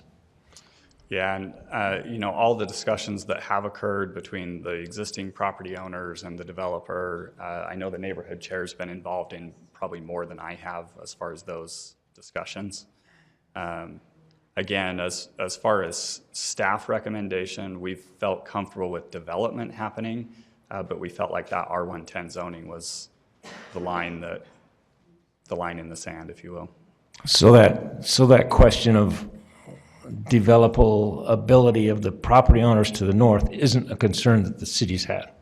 It's something that we need to work out with the subdivision application, but it doesn't necessarily affect what we perceive as an effect on the zoning that's being requested. Does that make sense? Not really. Okay. Thanks. If I can try, maybe I'll try one more time.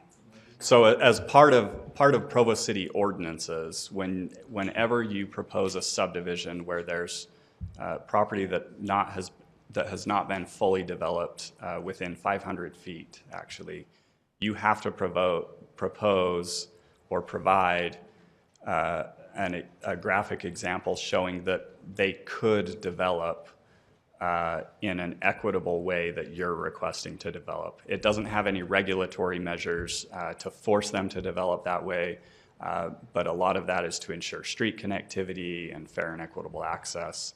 So that's actually an ordinance requirement that's in there.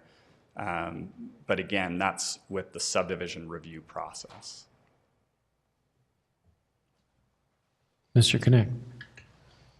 So just going by memory, there's been different plans and layouts for this property in the past. Did one of those include a road access to that north property that has since been precluded? There were some things, nothing that ever showed up to Planning Commission or Council meetings. There were some preliminary things, but that preceded me. Okay, so, but I think it is important that when we have developers developing, they show how the surrounding property will be affected or could be developed, and so I'm sensitive to that.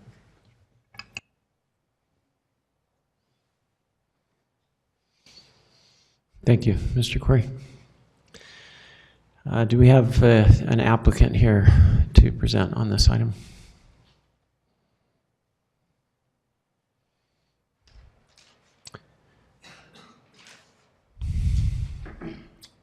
My name's Nathan Chappell, and this is kind of deja vu. And I have a lot of answers to the things that he has questions on, which I've submitted. I'd like to see if we could extend this till the next meeting to get all that together. So you're requesting that we continue this item until October 17th? I am. I have some neighbors that would like to be here that couldn't make it tonight. And I have a lot of answers that I've sent that I can bring with me. That's what I'd like to do. Okay. Are there any questions before we consider this request for a continuance? Thank you.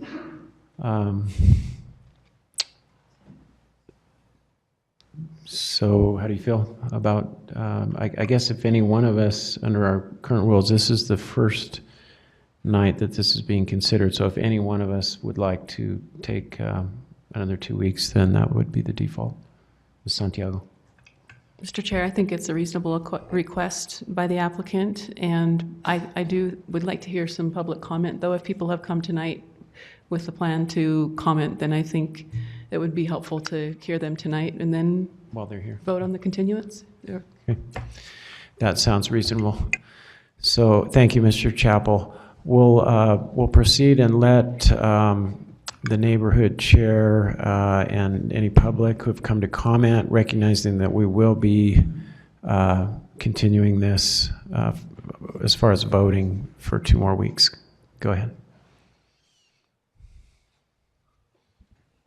Beth Alligood, Lakeview North Neighborhood Chair.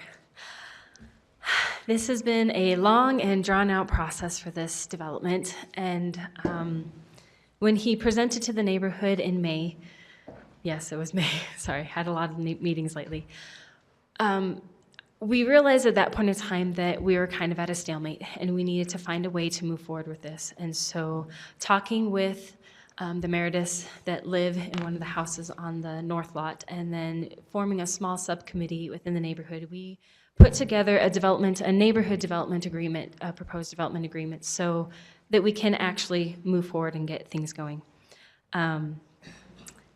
The first item on the development agreement, I see it's been passed out, is the development is zoned as R110. The proposed development would need to adjust lot lines to reflect an R110 zoning compliance. The reason why we're asking for this is because on the south side and on the west side is Whisperwood, which is an R110 zone. On the north of it, it is a R15. Yes, that's the Weeks property, and they're an R15 zoning. The only portion of this property that abuts up to an R18 zone is Reese Estates on the north side, and only half of its north property. So we believe that an R110 zoning would be consistent with the neighborhood. A block plan with a cul-de-sac location is drawn up for the properties north of the proposed development site. There has been some history in being able to develop that north site of a road access through Mr. Chappell's property, which was then taken out of consideration with the house being built where it is. I have personally called UDOT and asked if there would be another road access granted along Geneva on the north side. They said that Mr. Chappell's road is within the required 350 feet, but another road access would be denied. Eric Speckert had called them last night, I believe, and asked the same question, and he received an affirmative answer that yes, access would be granted. So I don't know where UDOT stands on this. We have 2 separate answers from them. But if we have a block plan with a cul-de-sac location up there and then present that to UDOT and say, could we get approval for both roads, which is item number 3, written approval for both cul-de-sacs along Geneva Road required by UDOT and submitted to the city, that would not landlock the developers or the landowners to the north. It would allow the entire neighborhood to develop. And number 4, no variance in lot width or depth is permitted. Acceptable alternatives for lot 1. Lot 1 is one of the lots that is being asked for to conform to the R18 standards. Alternatives for lot 1 would be green space maintained by an HOA or a sale to a contiguous property owner. We believe that this is acceptable terms that we can move forward as a neighborhood. We can find a way to find ground that we can build a cohesive community, we can allow development to happen, and we can forget the past. I have been accused of, and I don't know if he sent his letter tonight or not, that I have been, due to my personal feelings, have been blocking this development. And the quote that's been brought up is earlier in the previous council meeting, I said bad behavior should not be rewarded. And I guess what I really wanted to say is illegal behavior should not be accepted, because this property is illegally divided on county records. We are willing to, as also has been explained to me by community development, a way to resolve that illegality is to grant the proposed subdivision. This is a way we feel that we can come together for a compromise and let development go forward. Do you have any questions for me? Thank you. Thank you. Are there any members of the public who have come to comment on this item?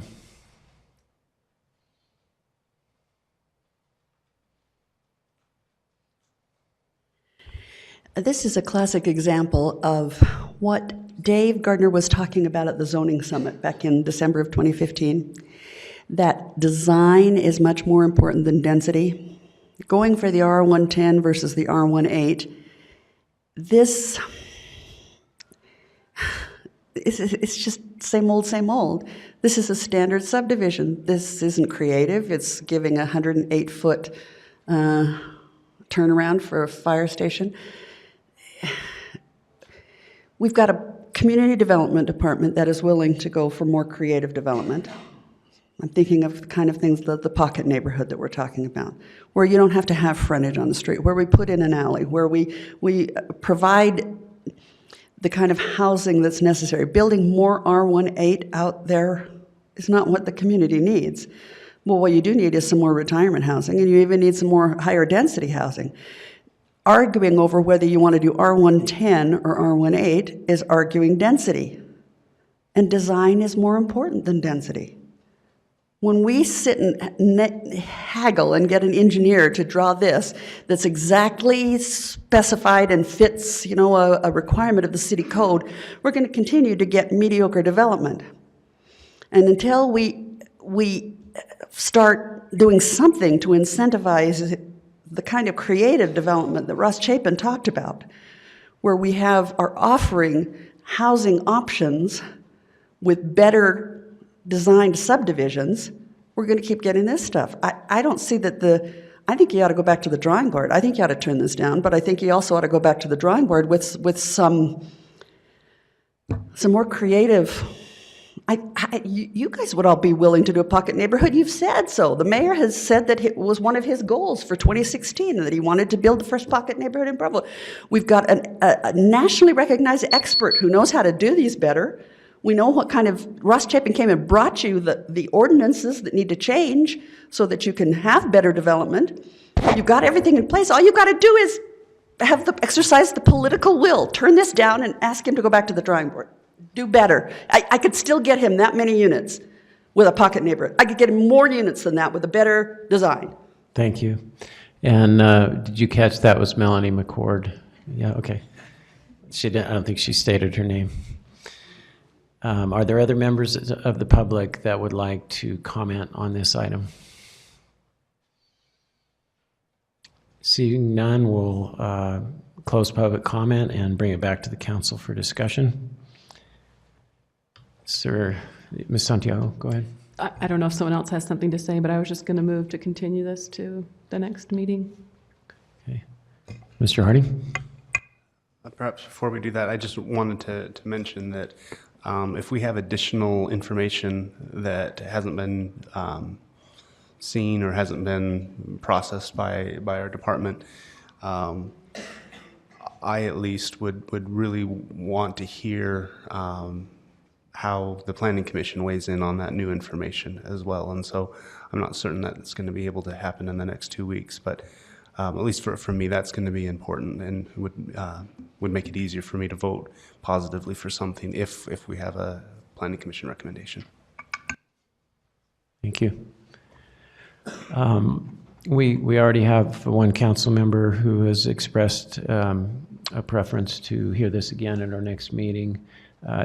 So that will happen. Is there anyone that would like to make any further comments tonight before we move on? Mr. Winterton? I can hear what Dave's saying, and I think if the Planning Commission has expressed their concerns. If we can address those concerns, I'm much more comfortable. If there's still things that they're really concerned about, maybe we do need to go back. But right now, I'm comfortable as long as those concerns are at least addressed and talked about. Mr. Harding? Thank you. My reading of the Planning Commission report, some of those concerns are they don't have sufficient information. Some of those things that community development has said has been missing, the Planning Commission weren't able to review. And so I believe that was one of their concerns, is we don't have this information. And so if that information is now available, that's great, but I would like the Planning Commission to have an opportunity to review that. Ms. Santiago? Mr. Chair, I'd rather not do this by minority consent, so I would either ask for a full vote of the council to continue this, or I'll just withdraw my okay. So we have a motion and a second to continue this item to the next meeting. Any further discussion on the motion? All in favor? Motion carries unanimously. Thank you. Let's move on to item number 11, which is an ordinance enacting a new Provo City Code provision regarding rental contracts. And I just wanted to, before we begin, remind anyone who may not have heard that at council work meeting today, the council did vote that we would schedule a vote for this item on November 14th. However, we are very interested in your comments and your feedback, and look forward to hearing from you tonight. This item will be presented by... Mr. Chair? Yes. In light of the decision earlier in the day not to vote tonight and the fact that he wasn't feeling well, I told Mr. Draper to go ahead and go home, and told him I would present on his behalf. Oh, very good. So, I'll try to be brief, but there was some feedback received in the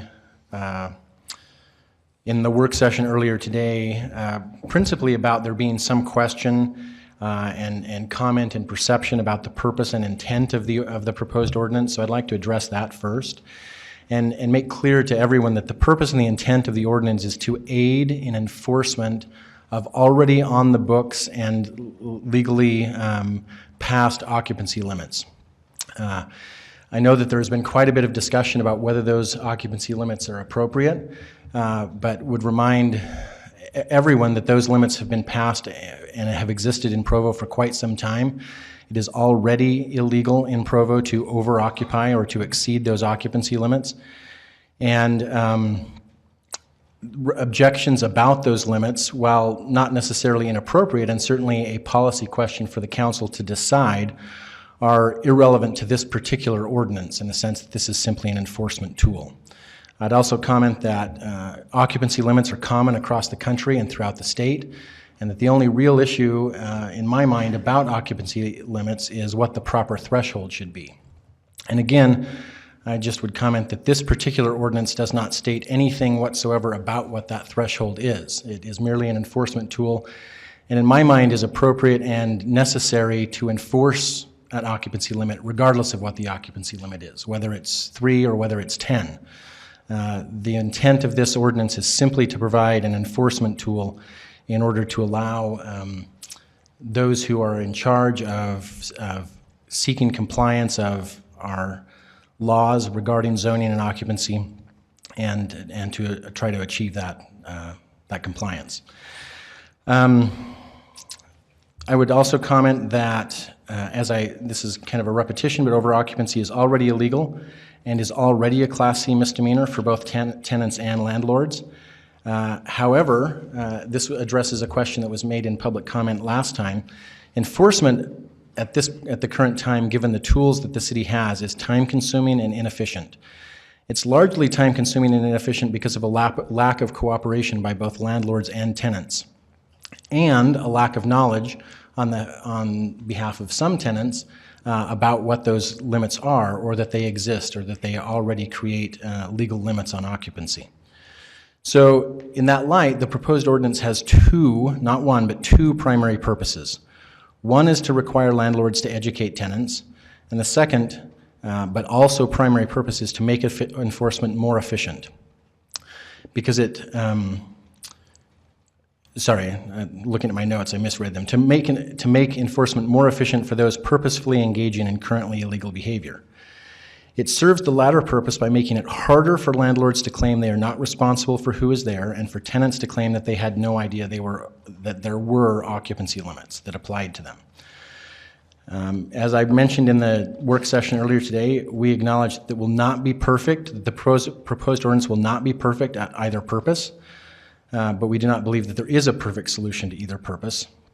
And this is one tool that is intended to aid in enforcement. And I would add to that, again, a comment that was made in work session, that the proposal, or in fact the request for this tool, came specifically from those who are in charge of enforcement.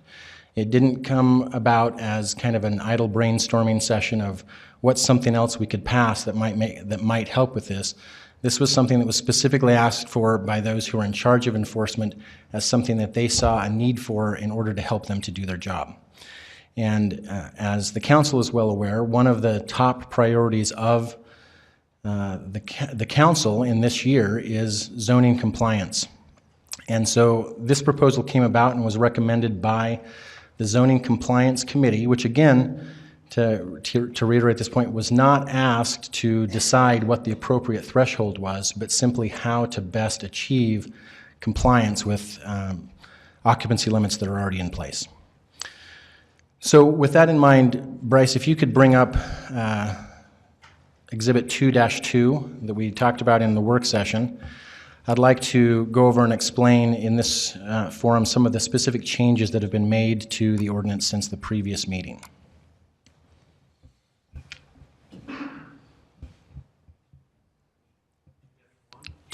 Oh, you're right, sorry, 2-1. Yep, great.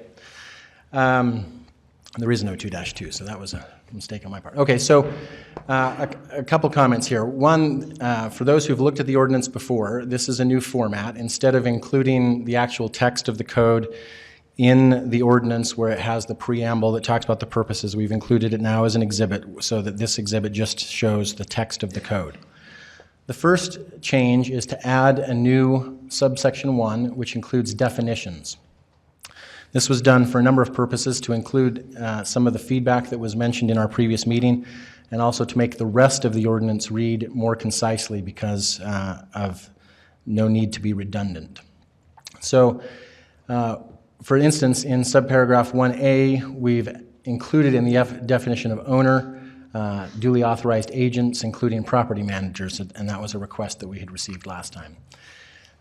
Additionally, we've included in this section a definition of contract, and in this version, it states that a contract, in order to meet the requirements of this section, need only comply with the requirements of subsection 4, which we'll get to in a minute, and doesn't need any additional terms. So then, Bryce, if you can scroll down so that we can see subsection 4. There's no real change to subsections 2 or 3 other than that they've just been simplified because of the definitions.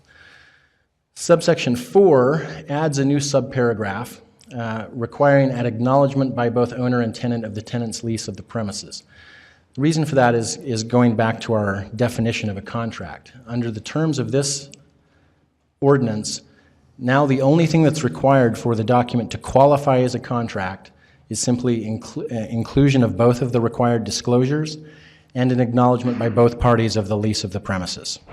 No other terms are required. There's nothing that requires that the length of the lease or the amount of the rent or any other terms be included in order for the document to be considered a contract for purposes of this ordinance.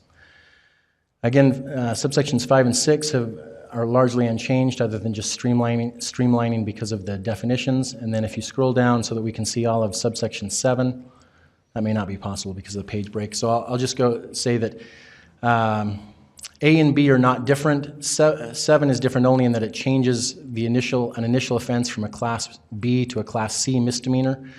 And then subsections C and D have been added to make second or subsequent offenses enhanceable to be a Class B misdemeanor, which is the standard offense for a business licensing violation. And then not shown on this page, but in the other document that contains the preamble, the ordinance itself that the council would vote on, in which this is an exhibit to, there's also a change which changes the effective date of the ordinance to January 1st of 2018. And I would comment regarding that even after that time, and Bryce, if you want to display that for the public, it's all the way at the very bottom in subsection D. Even after January 1st, 2018, when the ordinance would go into effect, enforcement would only be complaint-driven, as all of our licensing and zoning enforcement issues are. And as we've previously discussed in previous meetings, even when the city seeks compliance, the procedure is for those that are being investigated to be given 6 or more weeks to come into compliance. We did meet yesterday with representatives from one of the major property management companies in Provo and from the Apartment Owners Association. We've previously met with representatives from the Realtors Association, all of whom have concurred with these changes and with the proposal and have endorsed the ordinance as it currently stands. With that in mind, if you'll give me a couple more minutes, I had been asked a few specific questions about concerns that I'd like to address, and then I'd be happy to answer any questions. So specific concerns, and again, to reiterate this point for the umpteenth time, in addressing the concerns, I don't make any attempt to address the concern of what the threshold should be, since that's not part of this ordinance.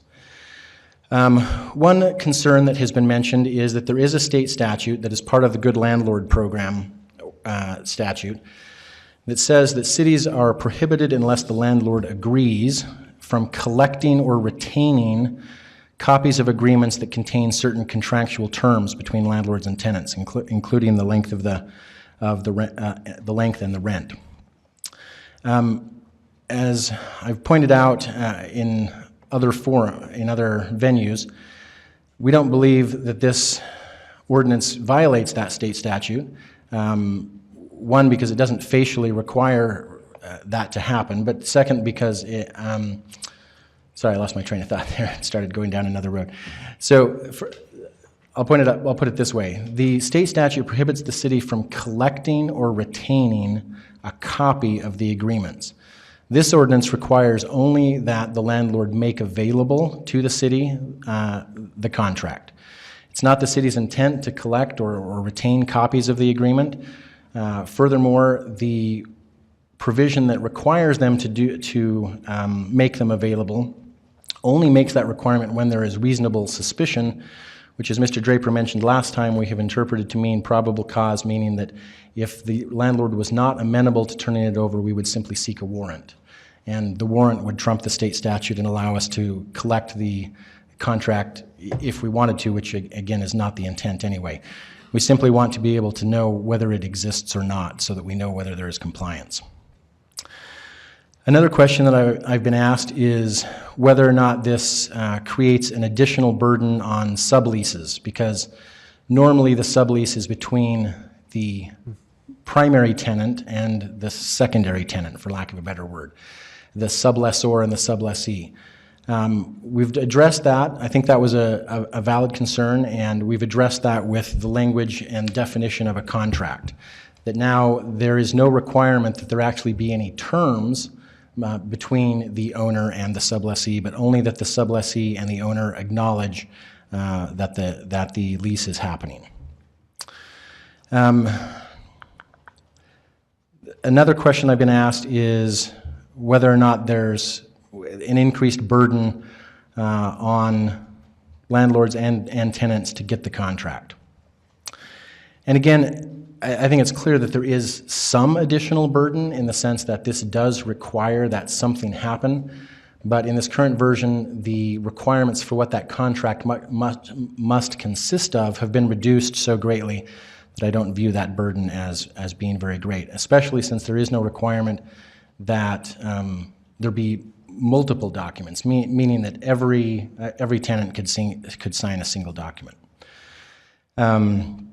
There was a language barrier question that was required. Again, I think if you were to ask the Apartment Owners Association, this would be a case in prime about why it's a best practice to have a written contract between a landlord and a tenant so that the terms are in fact clear and spelled out rather than merely being assumed.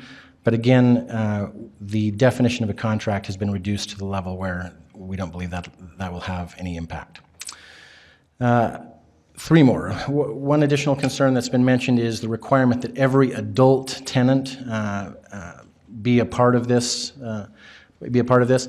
And we've reviewed a couple of proposals for doing something different, but it's our feeling that every time we try to define that in another way, it creates a loophole that could be used to avoid compliance. And we believe that the burden is very low, given that multiple leases are not required or multiple contracts are not required, and that the enforcement process is complaint-driven only. Last item, because I've already addressed the fact that multiple leases are not required.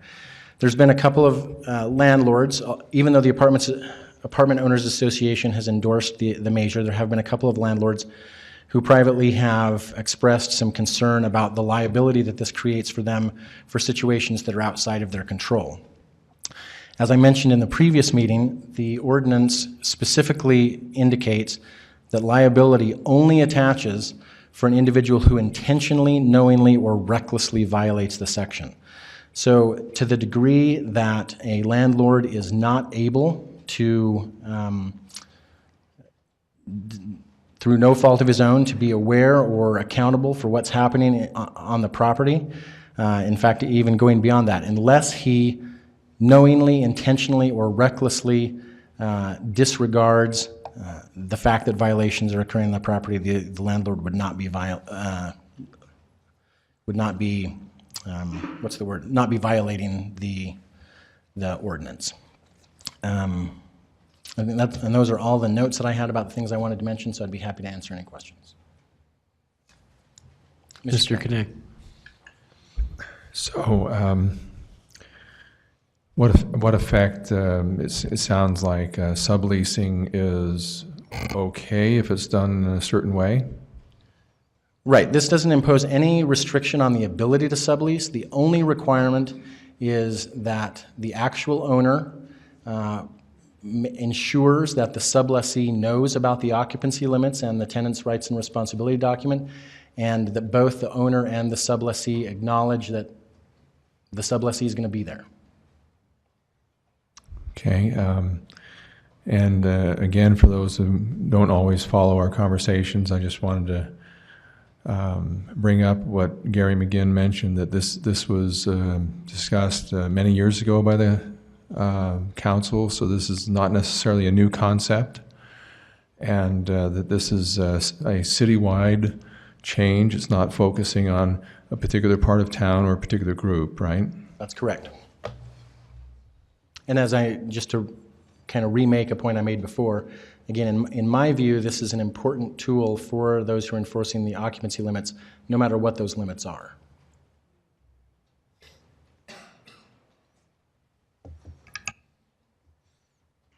Thank you, Mr. Jones. Are there other questions for Mr. Jones? And while you're asking, Mr. Strachan, do you happen to have that document showing the per capita spending handy where we could bring it up after? Thank you. Go ahead, Mr. Harding. Thank you. I believe it's actually the document up on the screen. If we could scroll to the beginning to the whereas. We talked about what the purpose of the ordinance is, and I think it's actually spelled out pretty well in these whereases. If we kind of jump to the second half of the first, it's to establish requirements of landlords in disclosing zoning rules for the property as part of the written contract. So we're defining some disclosure to protect the tenants. It's intended to clearly define tenants' rights and responsibilities. So that's another purpose. It is to help educate the tenants and landlords and to facilitate better zoning self-enforcement. So I think, as spelled out there, those are the reasons that we're looking to this ordinance. Thank you.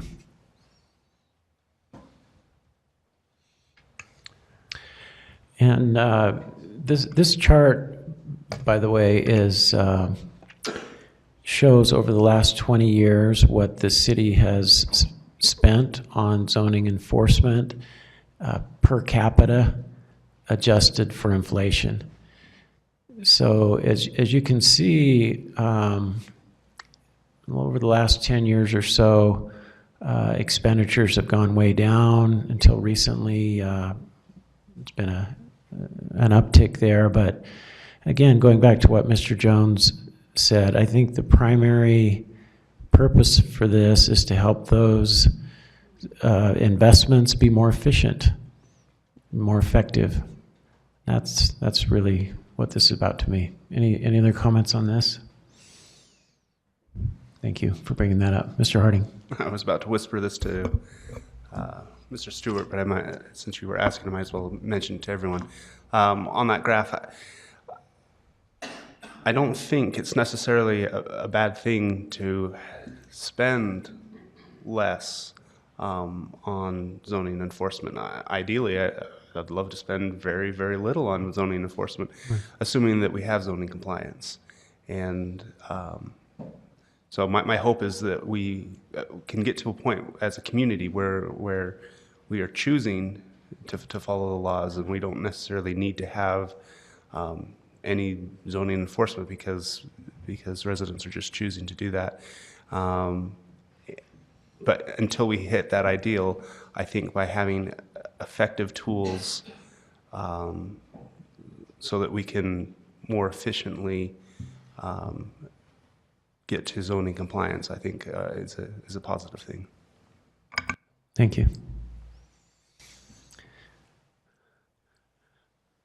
Well, let me just make one more comment then before we open for public comment.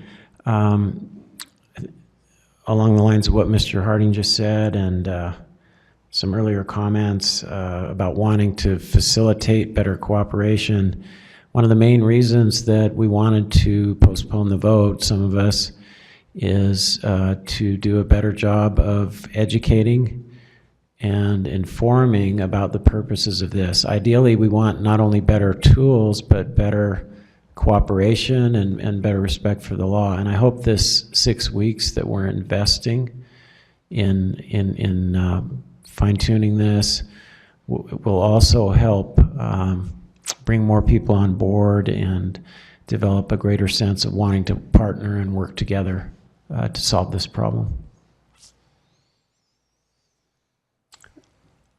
At this time, then, we'll open this item for public comment.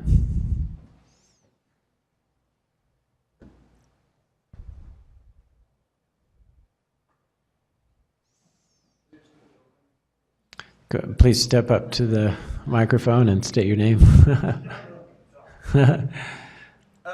I start my commentary, can I ask, was that graph that was shown specific to occupancy enforcement, or is it generically zoning enforcement across the city? That's total enforcement, including... It's a little bit misrepresentative when we talk specifically about an item. Can you stand in front of this microphone, please? So it's a little bit misrepresentative to say that, let's not start yet. This is questioning the information that was put out until today. You have 2 minutes to comment, so... All right. All right, well, then I'll talk about something else. So I appreciate some of the adjustments that have been made to the concept of what a renter has responsibility for and rights to. This still removes a right that I have as a renter right now. Right now, I have the right to have a lease and legally sublease it without having to register my subleasees to anyone else. Hypothetically, this is removing privacy and fluidity through an example I share now. If in 6 months I want my girlfriend to move in with me, I have to disclose that then to my landlord. I have to register her with my landlord, who can judge me based off of that decision. If I break up with her and bring another girlfriend in, I have to go through that experience again. We're in a high LDS population. There will be judgment and discrimination there. Now, I'm not going to do that because I'm a good LDS boy as well, but it removes that right that I have. You are, through this ordinance, eliminating a right within a certain amount of contract law. One of the other issues I have with this is at the rental open house, I talked to Marcus. I probably got him a little bit riled up, and he said something interesting to me that I want the council and the city administration to be responsible for. I said, if a missionary returns home and decides to live with his parents for the first year while he's going to school, does he have to sign a contract? And he said, well, technically, yes. I said, are you going to enforce on it? Are you going to prosecute on that? He goes, well, no, that's not why this was written.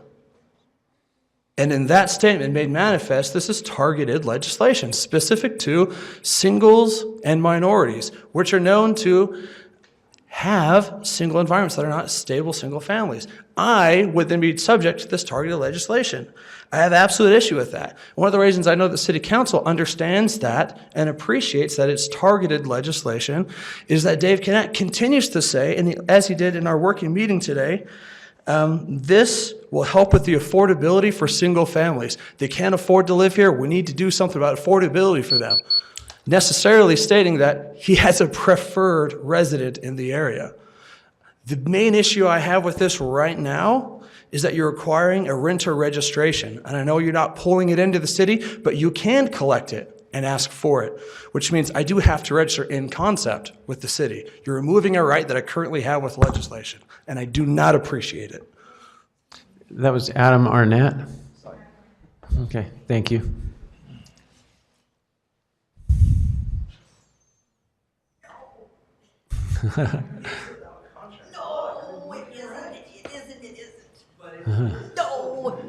No. Okay, please address the If council. a with your- missionary came home and lived with his parents, he would not have to sign a contract. He's living in a family situation with his parents. Definition of a family: parents, grandparents, children, grandchildren. That's no. I'm committed to helping the opponents of this understand. So if you hold a meeting, please invite me, and I will do my very best not to throw anything at them. But you also need to know that this council is not the only entity that is going to go ahead with enforcement. And that is that you have neighborhood groups who are ready and willing to hire an attorney to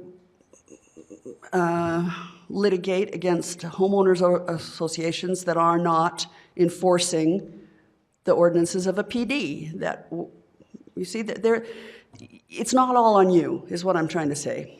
Is that there are, this is a tool. You know what I think of this. This needs to happen. It's a good idea. Gary nearly got a chair thrown at him today. That's okay. You're lucky I didn't throw it. About when you said, is there really a problem? Yes, there is. We have the statistics from the principal of Provost Elementary School about both students who are staying for longer than a year and the students who begin a year who do not end, and that's changed from 70% to 40%. It's greatly impacting the number of kids who are opting out of Provost. They're in danger of losing their title status at the school. The amount of transience that's occurring at that school is huge. The amount of busing that's occurring up at the Spring Creek Elementary from students who they anticipated would be coming from the Pioneer and the Slate Canyon developments, because they were supposed to be family homes, starter families, that hasn't arrived. So the school district is still busing students from all over town into Spring Creek. Well, it was supposed to be a neighborhood school. It was supposed to serve the population there. That hasn't happened. So that's another impact, not just the impact of what's happening at Provost, but the impact of what is happening that was supposed to happen and did not happen at Spring Creek. Thank Okay? you, Ms. McCord. We need to respect the time limits evenly. Well, You know our email addresses. Thank you. Other members of the public that would wish to comment?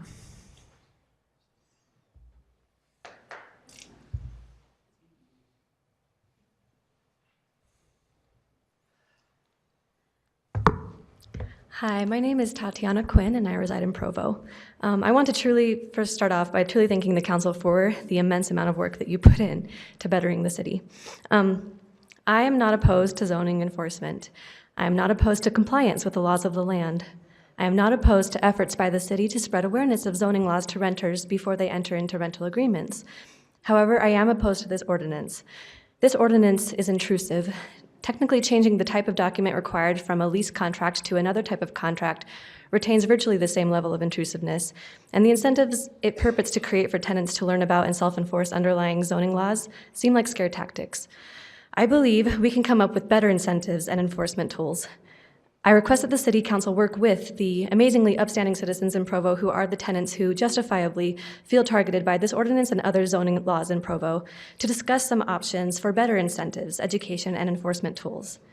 To get to that discussion, this group of people first needs to discuss the underlying zoning ordinances regarding occupancy limits, which rules were seemingly created without their input. I am not opposed to fair and reasonable zoning ordinances, but I am opposed to the continuation of zoning ordinances that regulate areas of the city for illegitimate reasons, such as reasons based on stereotypes, incomplete or inaccurate data, or reasons related to a notion that some types of people are better for communities than others. Please give sincere consideration to upcoming zoning ordinance proposals, and along those lines, to a previously underrepresented viewpoint.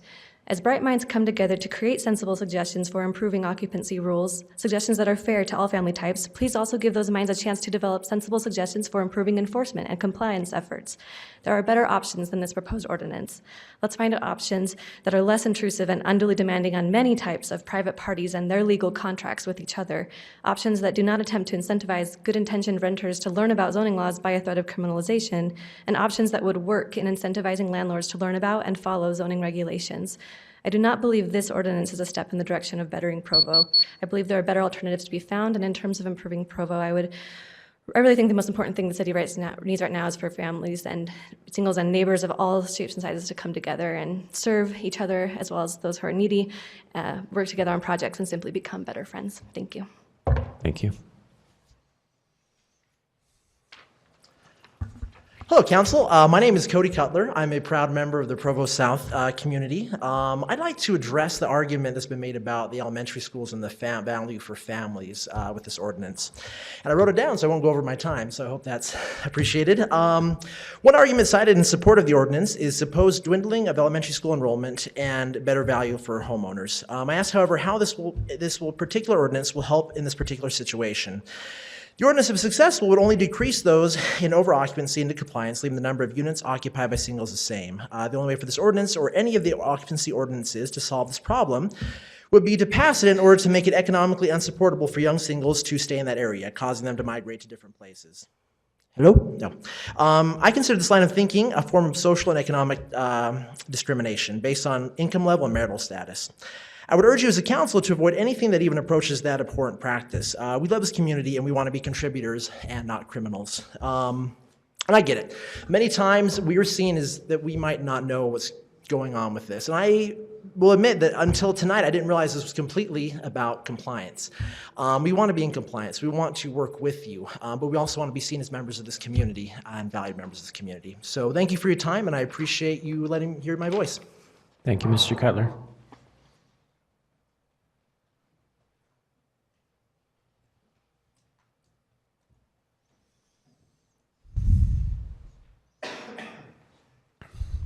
Hi, my name is Eric Chase. I live here in Provo. I just wanted to make some suggestions as you're working on these changes in the ordinances to enforce the zoning. I see a lot of times in my neighborhood, the North Park neighborhood, where when someone has a zoning enforcement called in against them, against the city, and the renters then have to vacate, they're left with no recourse if the apartment or the building was rented illegally and they're left out on their own. So I would really love to see the city pursue something where the landlord, if they are illegally renting an apartment, are responsible for the relocation expenses of the tenants when they are removed. There are other states that have that. The state of Washington requires the landlord to pay $2,000 or 3 months' rents to the tenant when they're required to move, and the state of New Jersey requires them to pay 6 months' rent. And I think this incentive would be a more effective enforcement tool than a threat of criminal charges that will probably never happen, and they will protect the people who are renters and put the responsibility of the proper zoning compliance squarely with the landlords and on the renters. Thank you. Thank you, Mr. Chase.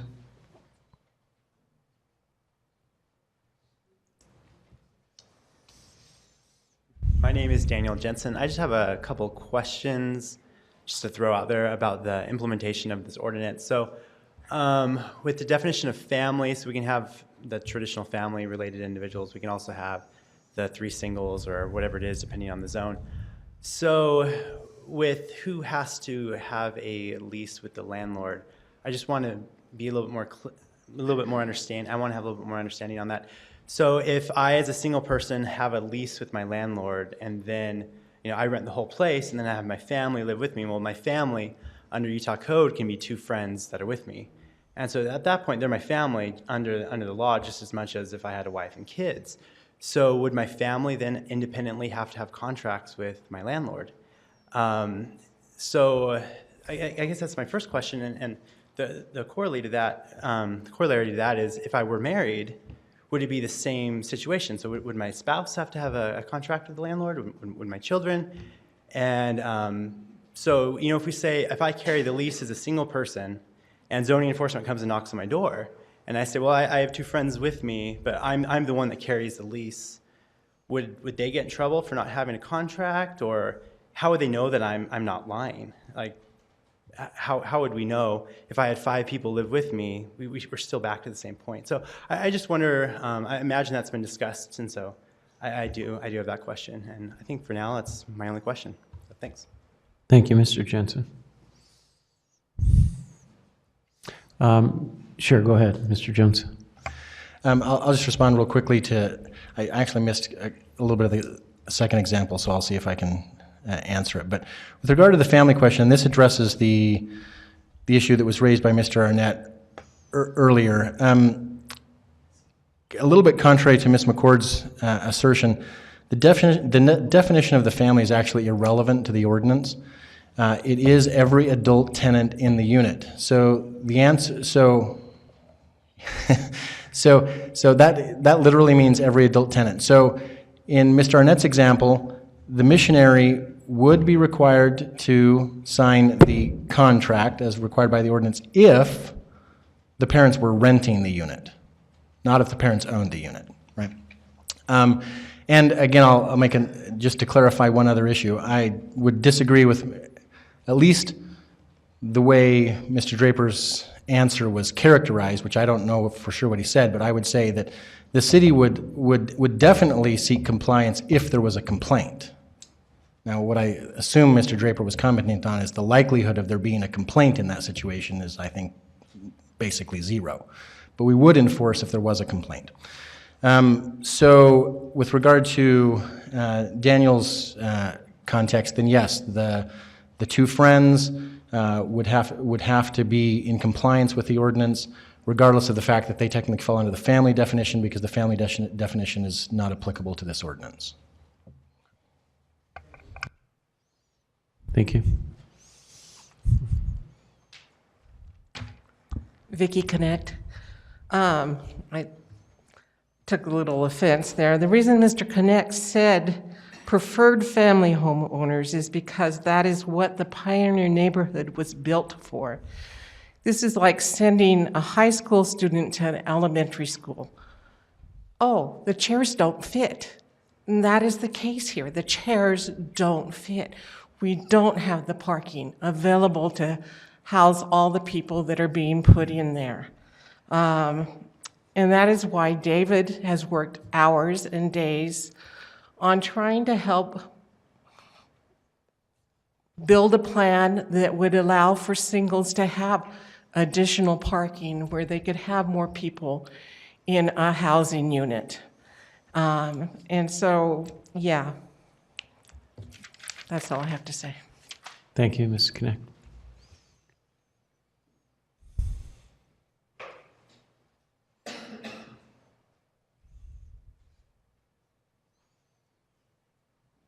Hello, I'm Kelly Oler, and I reside here in Provo. I just want to start out by saying I don't think this ordinance is necessary to improve enforcement when there are zoning laws already in place for enforcement efforts. I think a much bigger issue that I hope the council would start focusing on is the housing demand. The demand for housing in Provo is very high, and even bigger, Utah County and as the whole state of Utah. Currently work for the 211 department at United Way, and I see these numbers constantly and get calls constantly. Of course, the solution is not an easy one, but I think that that's something that we need to start focusing on because the population is going to continue to grow regardless if they're singles or families. It really doesn't matter. The population is going to continue to grow.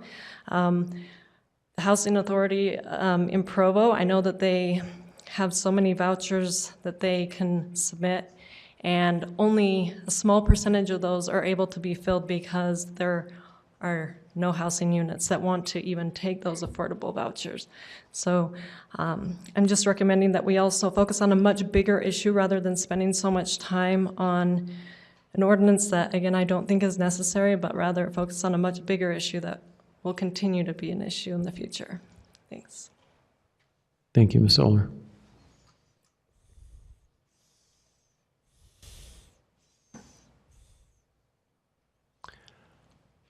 Are there any other members of the public that wish to comment on this item?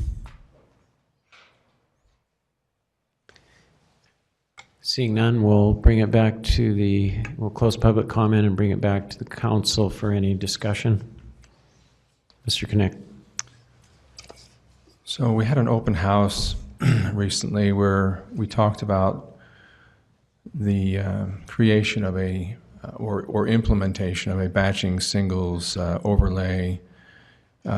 Specifically, we were trying to get input as to what kind of housing, what kind of new housing could be built in the southeast quadrant that would meet the demand for housing and have the amenities, the parking that young professionals would like. And Jeremiah Mon came and talked about his experience as a property owner and manager and developer. And he talked about Deer Haven, for example, where, if I remember correctly, he said the average rent was $1,350 for one of the units, and that was really this, it's the same rent for a family or 3 singles. But he also pointed out that what he would like to build in that vicinity would be something with an occupancy of legal occupancy of 4, and that he would be charging $1,500 to $1,600 per month for each of the units. And what I am concerned about is when units are occupied by 4, 5, 6, which we do see, for example, in the Pioneer HOA, there was an MLS listing for a house saying it had 6 legal contracts and that the income was $2,300 a month. And when the rents go from $1,350 to $1,500 or $1,600 or $2,300 in the house that was listed, then it's no longer an equal opportunity for families and young adults. So by keeping the law, I think it keeps an equal opportunity. But that's a separate discussion, as Brian has pointed out, from this particular ordinance, which has been asked to be approved as a tool for those that are in the process of trying to get zoning compliance. But I just thought I'd respond to that because I think equal opportunity is what we're looking for. We're not looking to discriminate against either families or singles. And the current balance, at least in Deer Haven, with 3, gives equal opportunity for a family or 3 singles to rent.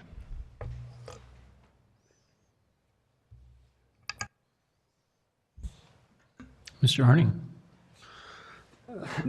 2 quick things. The first, if I could just address the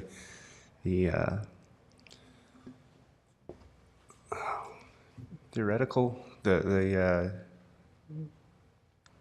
trying to blank on the word, apologize, but the scenario where you have a returned missionary living with parents, and I appreciate Mr. Jones explaining that yes, that all adults in a rental unit need to sign the contract, but being a complaints-driven system, it's unlikely that a complaint would be generated there. And then there's some questions about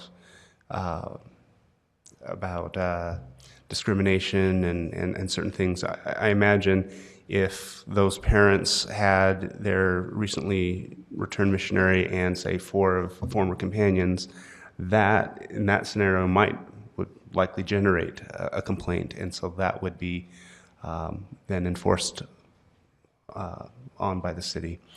I would like to take the opportunity, we've talked about and had some public comments requesting further discussion, further engagement on I think the broader overall issue. And I wanted to announce that 1 week from today we will be having a follow-up to the town hall meeting focused on young single professionals. What exactly that will look like, what the format will be, where the location, all of that's still being worked out. But I would like to invite anyone interested to come to that town hall meeting, but the focus is on young single professionals. And I would like, one of the topics I'd like to address on that is the question of discrimination, and really kind of dive into that and see if we can come to a consensus on that.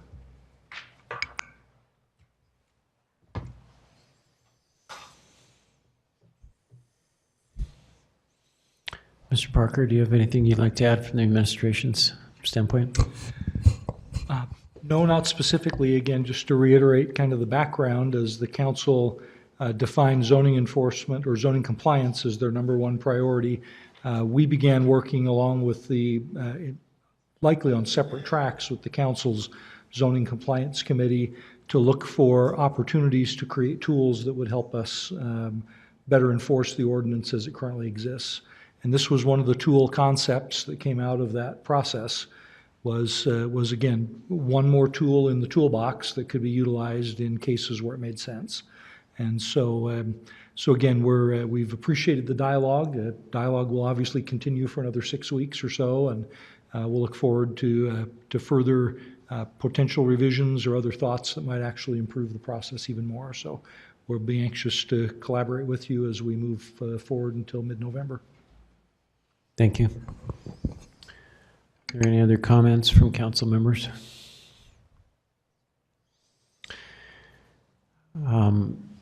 Maybe I'll venture one then. I appreciate all who have invested in trying to work towards solutions on this issue. I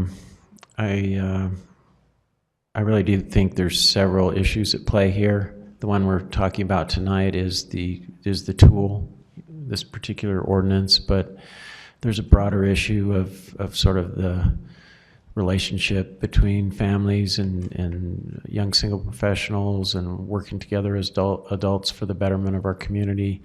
And I think that deserves a lot of effort just in its own right. And I think there have been some comments made to that effect tonight. I'm just going to throw an idea out there. I would love to see, after the new council and new mayor are elected, something along the lines of what we did for the Solar Energy Commission, maybe, that has several members sort of representing the different viewpoints, somebody from community development, just all the stakeholders working together to see if we can come up with solutions that would draw broad support and that would increase sort of an atmosphere of respect and a desire to work together to make our community better, respect for the law, all those kind of things. So anyway, that's just an idea I'll throw out there for future reference. All right, if there are no other comments, then if there's no objection, then we'll declare the meeting adjourned by unanimous consent. Thank you all for coming.